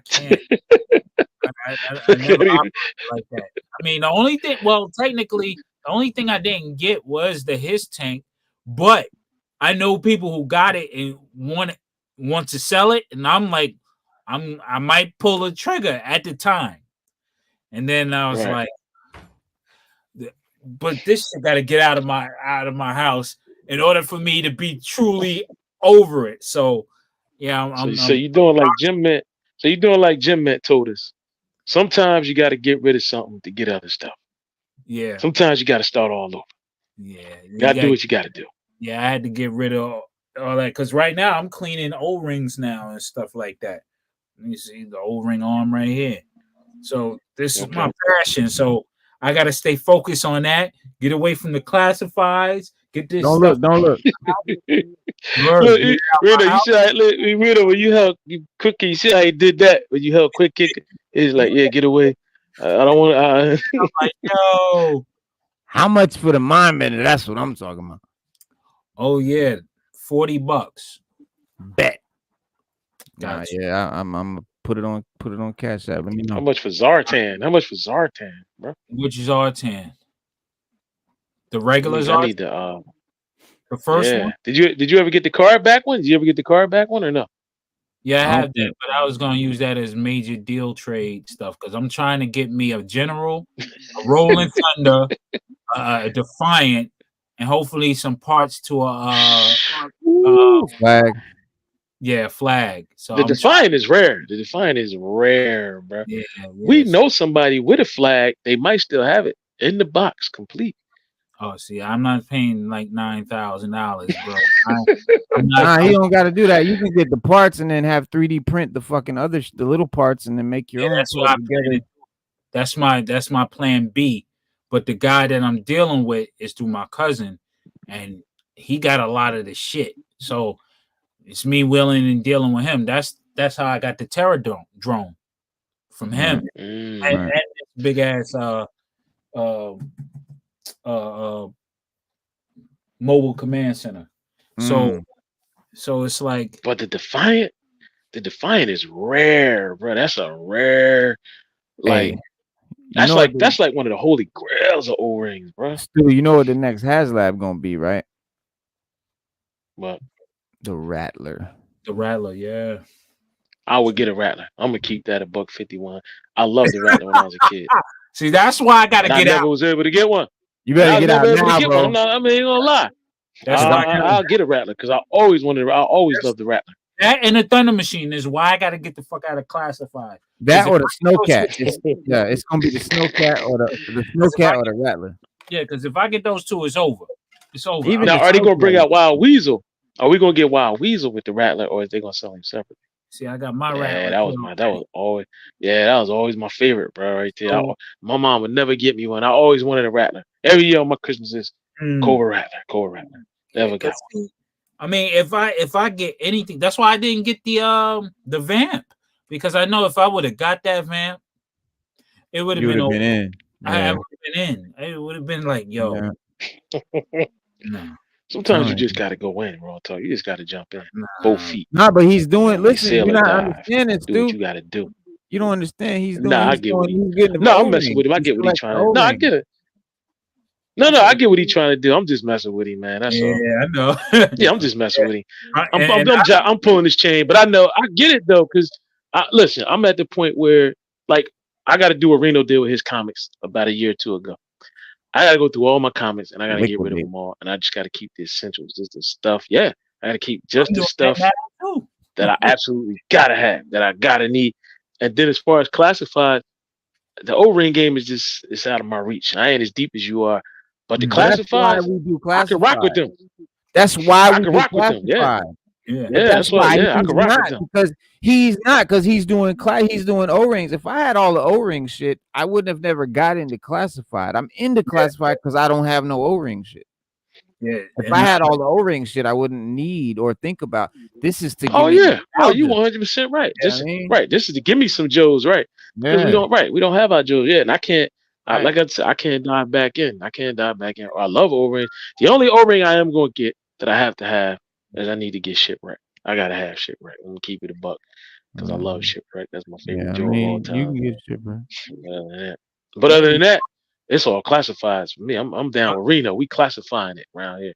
My brother could tell you, I had so many false starts and all sorts of shit happened to me with these classifieds. And it's the like first what? Time, like I say I was out, but never got out. Right. But this time it's like I made, you know what I'm saying? And by me made the choice, I get it.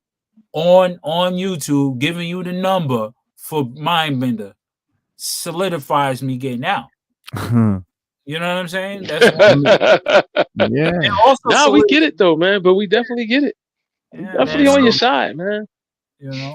So. If you get it Defiant, you got to bring it on the show. We got to see it. Most definitely. That is like. Well, you know. That is like the holy grail. And if you found somebody who's gonna trade you O-ring stuff for classified stuff, that's another great reason to get out of classified. Yeah. Because that's hard to find right there in and of itself. Yeah. So if you got that hookup, a lot of people would get out of classified if they had that. Like if somebody came to me and they were like, "Listen, I'll trade you every classified you got for the O-ring version, complete, done. Where do I sign?" That's where I'm at. That's exactly where I'm at with it. I would do it. Yeah. I would do it. Shit. I would do it.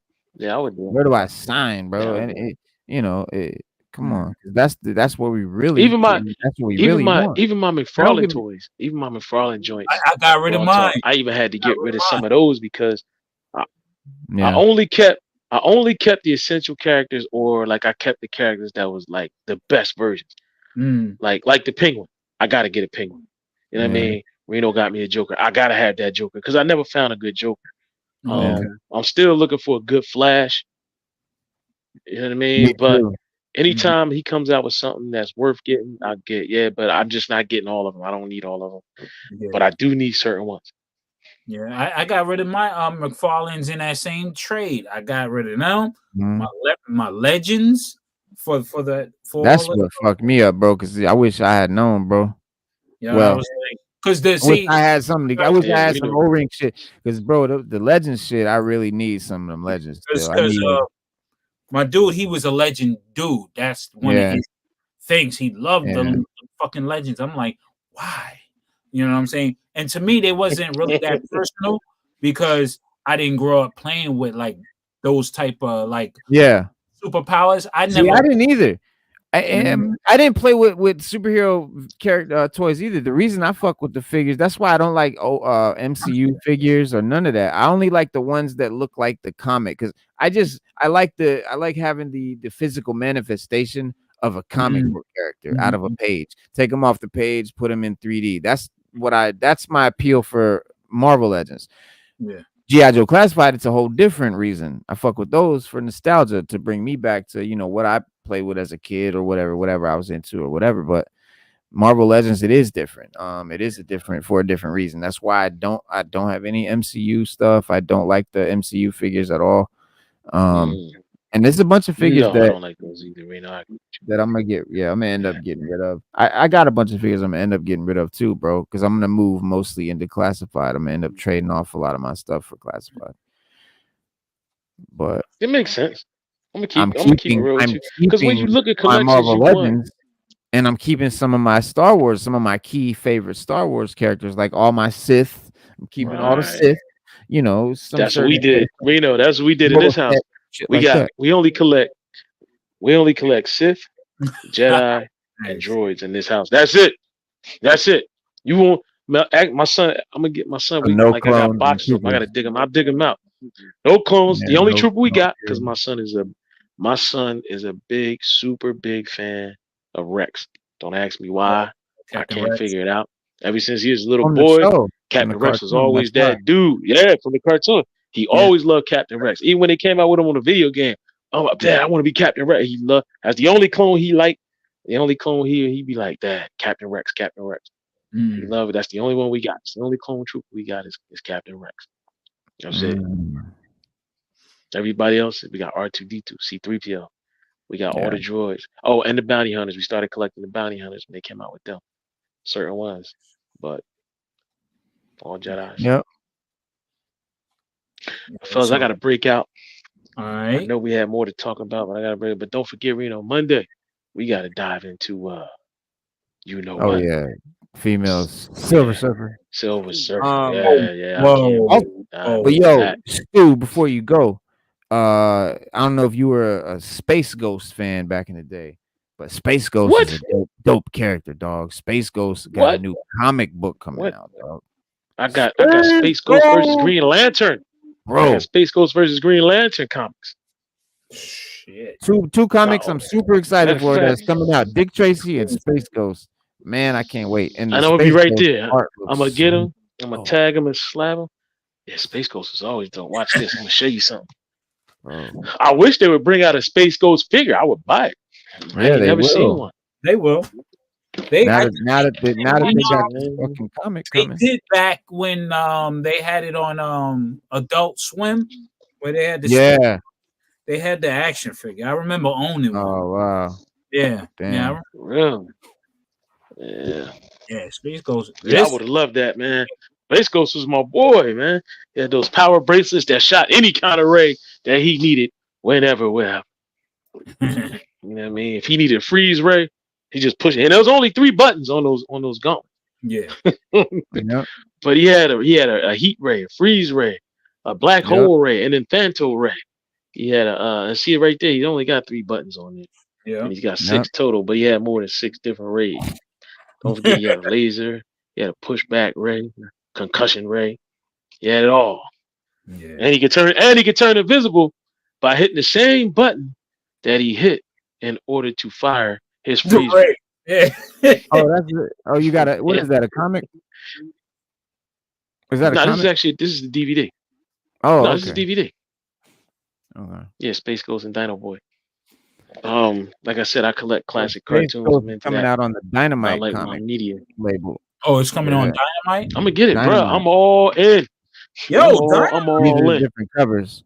Yo, There's some of the Dynamite. artwork. Shit. Yeah, Like, Dynamite has some fire. Look at the Yeah, I'm artwork. all in. look at their covers. Yeah, Dynamite's I'm all covers in right now. is off the chain. Yeah, bro. Yeah, they Oh, always been on the chain. Yeah, and they got wild variants too. Like, yo, I got Mhm. Sheena #1, bro. That shit look fire. hopefully, Oh, look at Space Ghost. Look Ghost. at him. Look, Yeah. look at Space Ghost. He buff. What? Yeah. Come on, Word. Space The Ghost. The art He is got in looking shape. nice on the Space inside. Ghost. Look at that. That's the cover I want right there. Hell yeah, The dog. That's the Dynamite cover I joint want is right there. That cover. Dynamite to me might surpass Image on the covers, man. Oh, word? Yeah, man, because they Yeah, put 'cause, you in that know- realism with that art, with the details, that realism in it. Yeah, dog. Yo, Yeah. they really Because killing we've it. said it. We've said it Check this before out. that in the future, people gonna collect comics for the covers. They're gonna look at those covers and they're gonna be like, "Yo, like Yeah, that that's it. cover was raw." Another variant. Yo, they Yeah. ain't playing. They I would going love that for one. pockets. Well, I need two. I need two anyway, real. So I need that one and I need that Yeah, other one. dog. When is it coming out? You know what? For me, Yo, the fucking When is, look at that. when is I it like coming that out? too. The cartoon, the Saturday morning cartoon version. yeah, that's tight. Too. That's hot. Yeah, I fuck with that Yeah, too. that's the one I was Yeah, just I showing want you the on the high-res- It goes cover on right sale there. May Yeah. 1st. download. May 1st. Yeah, May 1st.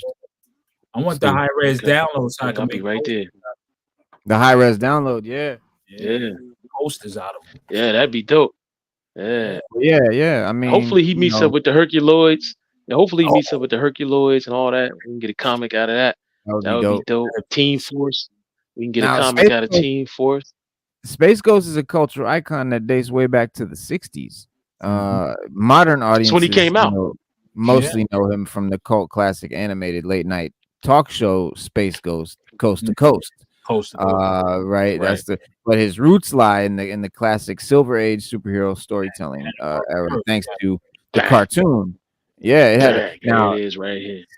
Yeah, Hanna-Barbera joint. Yep. And Hanna-Barbera, Space Ghost, Hanna-Barbera did a lot of cartoons, bro. They did a lot, bro. Oh yeah. Yeah. That was Saturday morning. They did a lot. Yeah. They owned the airwaves when it came to cartoons. But if you look at those animation on those joints, man, they were ahead of their time. Animation, even today, is not like cheesy or wonky. It's actually, you look at it, you be like, damn, they were doing this back in the 60s? Like, wow. You know, he said this is like it if was- Batman fought crime across the Star Wars universe and they gave him a dazzling array of powers and immensely likable trio of sidekicks. The most iconic rogues gallery this side of Gotham City, created by Alex Toth. Space Ghost is a hero that endured because of sheer coolness of his design. We know a lot of characters like that. Yeah. But when his first cartoon debuted in 1966, his universe was only explored in 5-minute bursts with little continuity or backstory to flesh things out. To me, Space Ghost is a character with all the ingredients of a perfect superhero, but I feel like there's never been enough time to find out who he really is. I agree, man. I'm just reading this little article. Space Ghost universe felt like truly unexplored territory to me. This kind of story where the creator could easily leave their mark. Yeah, man, I agree. I mean, you know, because if you don't know who Space Ghost is, or you only know him from his talk show days, right, on Space Ghost Coast to Coast, you know, there's a great, you know, like his storytelling is primarily done like across you know, one adventures, you know, going, you know, we're going to be, you know, exploring like space and shit like that, but he has his gauntlet of classic foes usually like that, you know, bad guys that he deals with. Yeah. And, but his story, like usually, you know, when he's in space, it's an ensemble they book. just show him like flying. Yeah, they usually just show him flying through space, and then something will happen. Oh yeah, you know, he'll take off and deal with it. You know, you've got Uglor, and another thing too, people don't realize is that Hanna-Barbera linked all of them together. So you have Teen Titans, Space Ghost, Dino Boy, all of them were linked together. So like sometimes some of the other villains from the other TV shows would cross over into Space Ghost, and he would fight them as well. Yeah.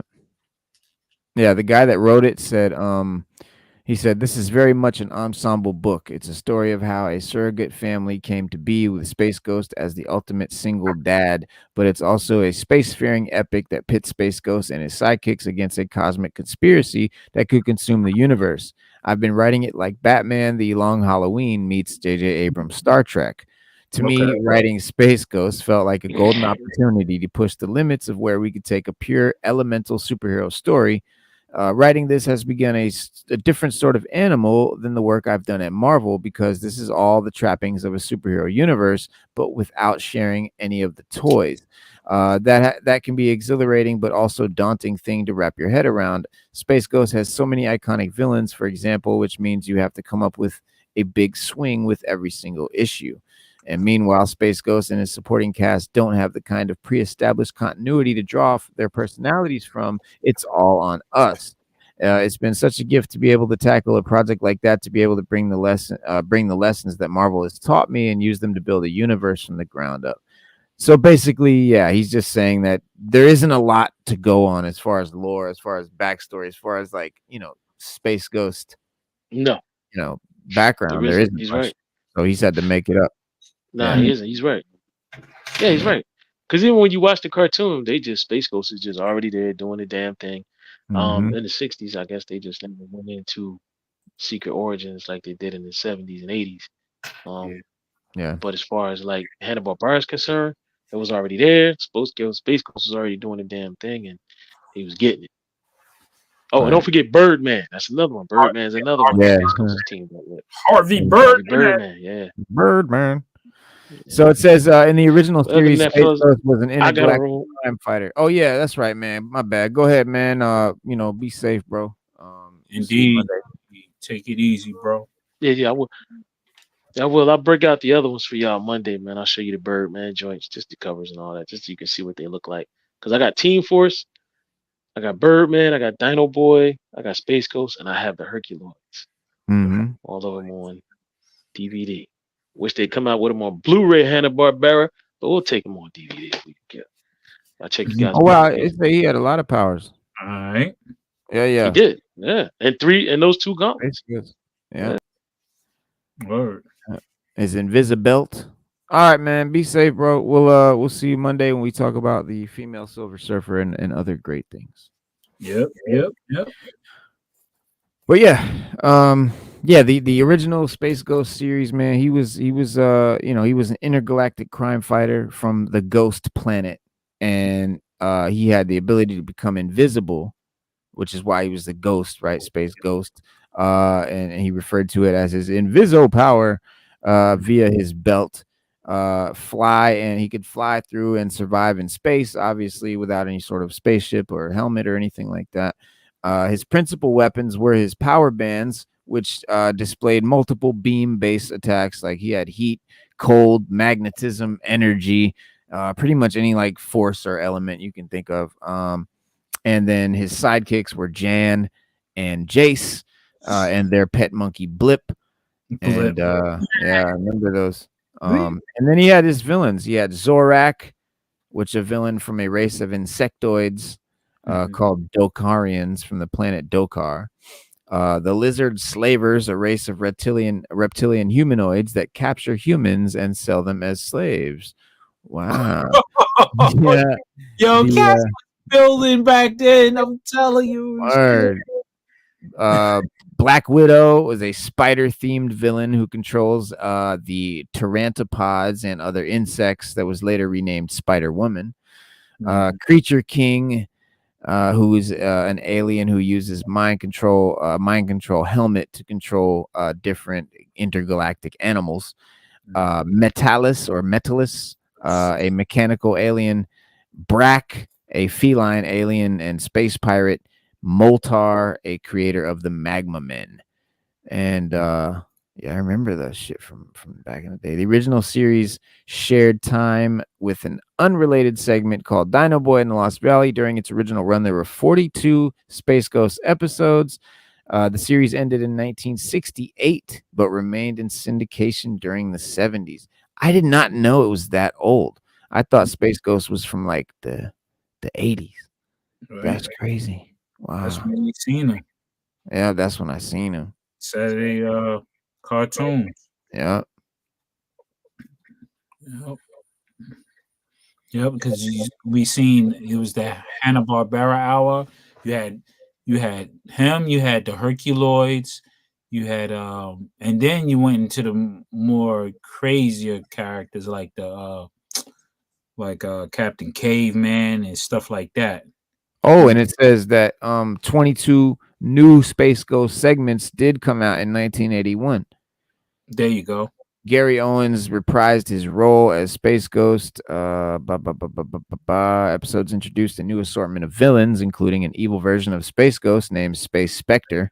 I think I remember that dude, who came from an alternate universe. Yeah, the villains Toymaker and Wizard made more than one appearance, and the original series Space Ghost often came to the aid of the Herculoids and vice versa. The Phantom Cruiser was given a more modern design as well, and they frequently cross paths with Teen Force, and it appeared that Jan and Teen Force member Kid Comet were dating as well. And then then Space Ghost Coast to Coast was the Cartoon Network thing, came out in the 90s. And that ran from 94 to 99, returned with 2 new episodes in 2001, came to Adult Swim later in 04. But yeah, it wasn't really, it was just a talk show with the character. It wasn't anything cool.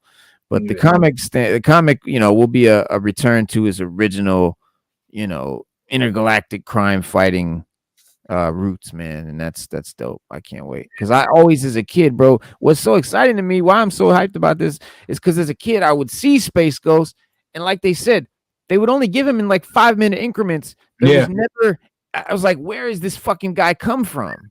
I'm like, why? How does people know him? Like he's from something. Like they acted like we should know who it is. Yeah. But they didn't tell anything about him. So my whole life I'm always like, man, I want to know about this fucking Space Ghost, man, because he looks fucking dope. Like they said, he has a great design, and now they're finally doing the comics. So I guess somebody like us, was like, yo, we got to flesh this thing out. Mm-hmm. They want to see it again, and make it something, make it something big. It's proper due for all that popping in. Well, you could technically say he really was the moniker Space Ghost. He was there and then he wasn't. Yeah. Yep. Yeah. Came in and out. Yeah.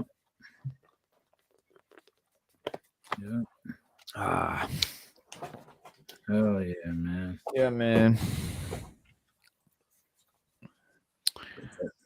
What did he say? I prefer Legends version of Barriss Ophi. It makes sense for ROTS Return of the Revenge of the Sith movie. She originally supposed to die in deleted scene, Order 66, which was later adapted into films comic. Yeah, deleted scene, so it didn't happen.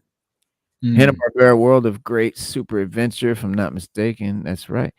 I didn't like how Filoni changed Barriss's character in season 5 Clone Wars. It sort of disrupts the timeline for the Revenge of the Sith movie. And now as I now want to see what happens to Barriss during the Rise of the Empire. Man, it does. It really looks dope. It looks like a great backstory for a really, a cool like character that we sort of lost touch with, when she was arrested for framing Ahsoka. So it'll be dope to see, what becomes of her in the Empire as she becomes trained by the Inquisitors and all of that. That looks really dope. But we've also been talking a little bit about and watching Invincible. Season 2. Yeah, I haven't got back into that yet. Well, did you see the first half of season 2? Yeah. Okay. And getting a later one after the child and stuff like that. Let me explain. The first half of season 2, every episode to me was whack. Since it came back, every episode has been dope. So I feel like this second part of the season is way doper than the first part. If you haven't been liking it, like I felt like when Invincible came back with season 2, I was kind of disappointed. I was like, man, this is kind of boring actually. We haven't done anything or gone anywhere. We haven't, it's kind of lame. But yeah, this last episode was insane. Super good. They just finished airing the season 2 finale.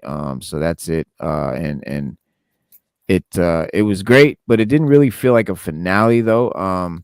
But I guess that's sort of, the way the show is sort of designed. Because season 3 will, they don't need to end on some massive cliffhanger, really, Yeah. But definitely it was definitely a powerful and emotional battle between, Angstrom Levy and Invincible. It was dope, man. Like they really fleshed it out, and it was very well written. It spoiler alert, it ends with Invincible crossing a line that he didn't want to cross. And he breaks his no kill rule after Levy threatens to kill his mom, breaks her arm in half, fucking rips her bone out, fucking, Damn. Yeah. So he was like, oh, hell no. And the fight came out. Yeah, he just beat him. He basically did what his pops did to him, only Angstrom Levy wasn't invincible.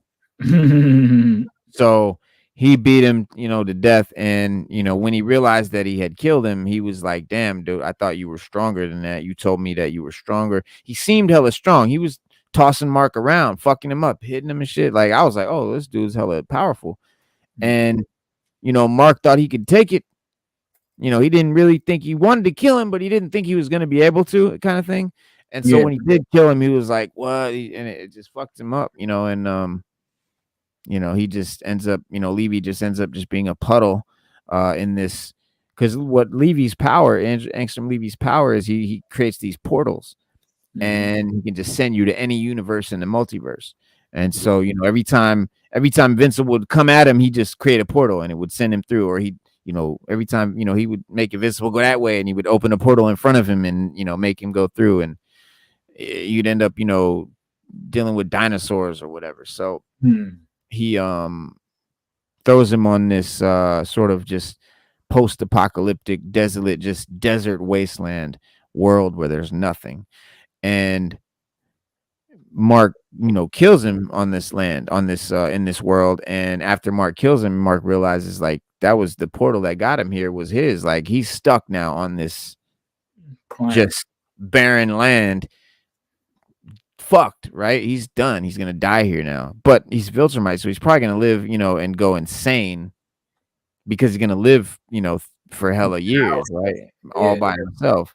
So he's gonna become, totally crazy and shit. But it cannot be overstated just how powerful the performances were from Stephen Yin and Sterling K. Brown here. And Sterling K. Brown, by the way, is a perfect casting for Angstrom Levy. If you don't know who Sterling K. Brown is, look him up. But Angstrom Levy was hell-bent on killing, Mark in the first place. And, it was sort of like he ends up,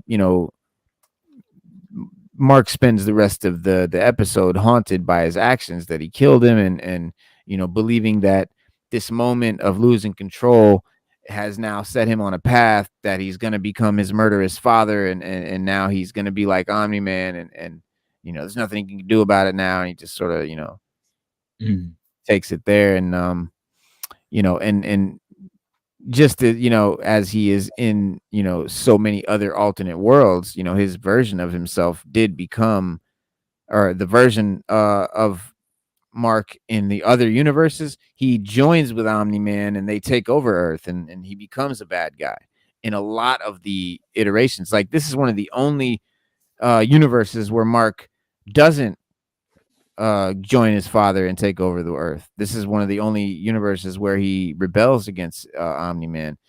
And all the Earths and universes where Mark and Omni-Man have destroyed the Earth, Angstrom Levy is getting revenge on him for that.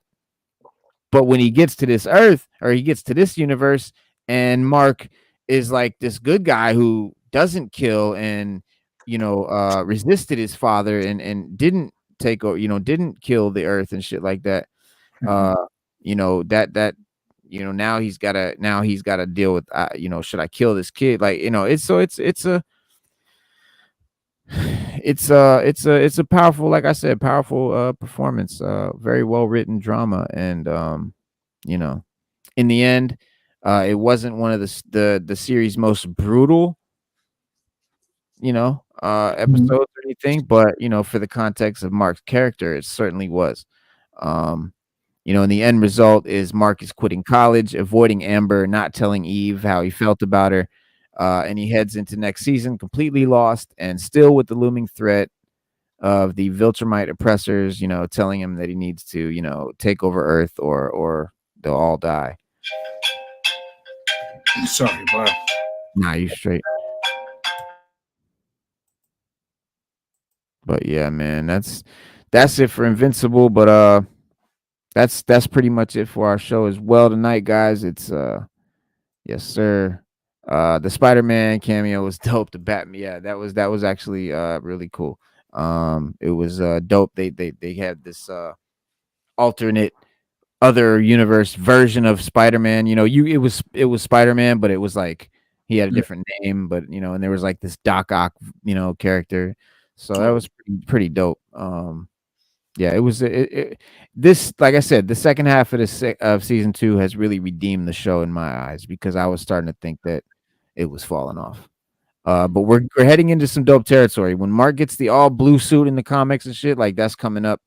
It's sort of his black suit era. But yeah, it's gonna be dope. But we will definitely be keeping up with Tales of the Empire and be reviewing those episodes as they come out as well. But have a good Saturday night, y'all. Go chill, party, have fun, have a good time, have a great Sunday, relax and chilling. We'll see you back here Monday night. Yes, the eclipse day. Coming back with the eclipse. Word. All right, y'all, man. Be safe, be easy. We'll see y'all then. One. Peace.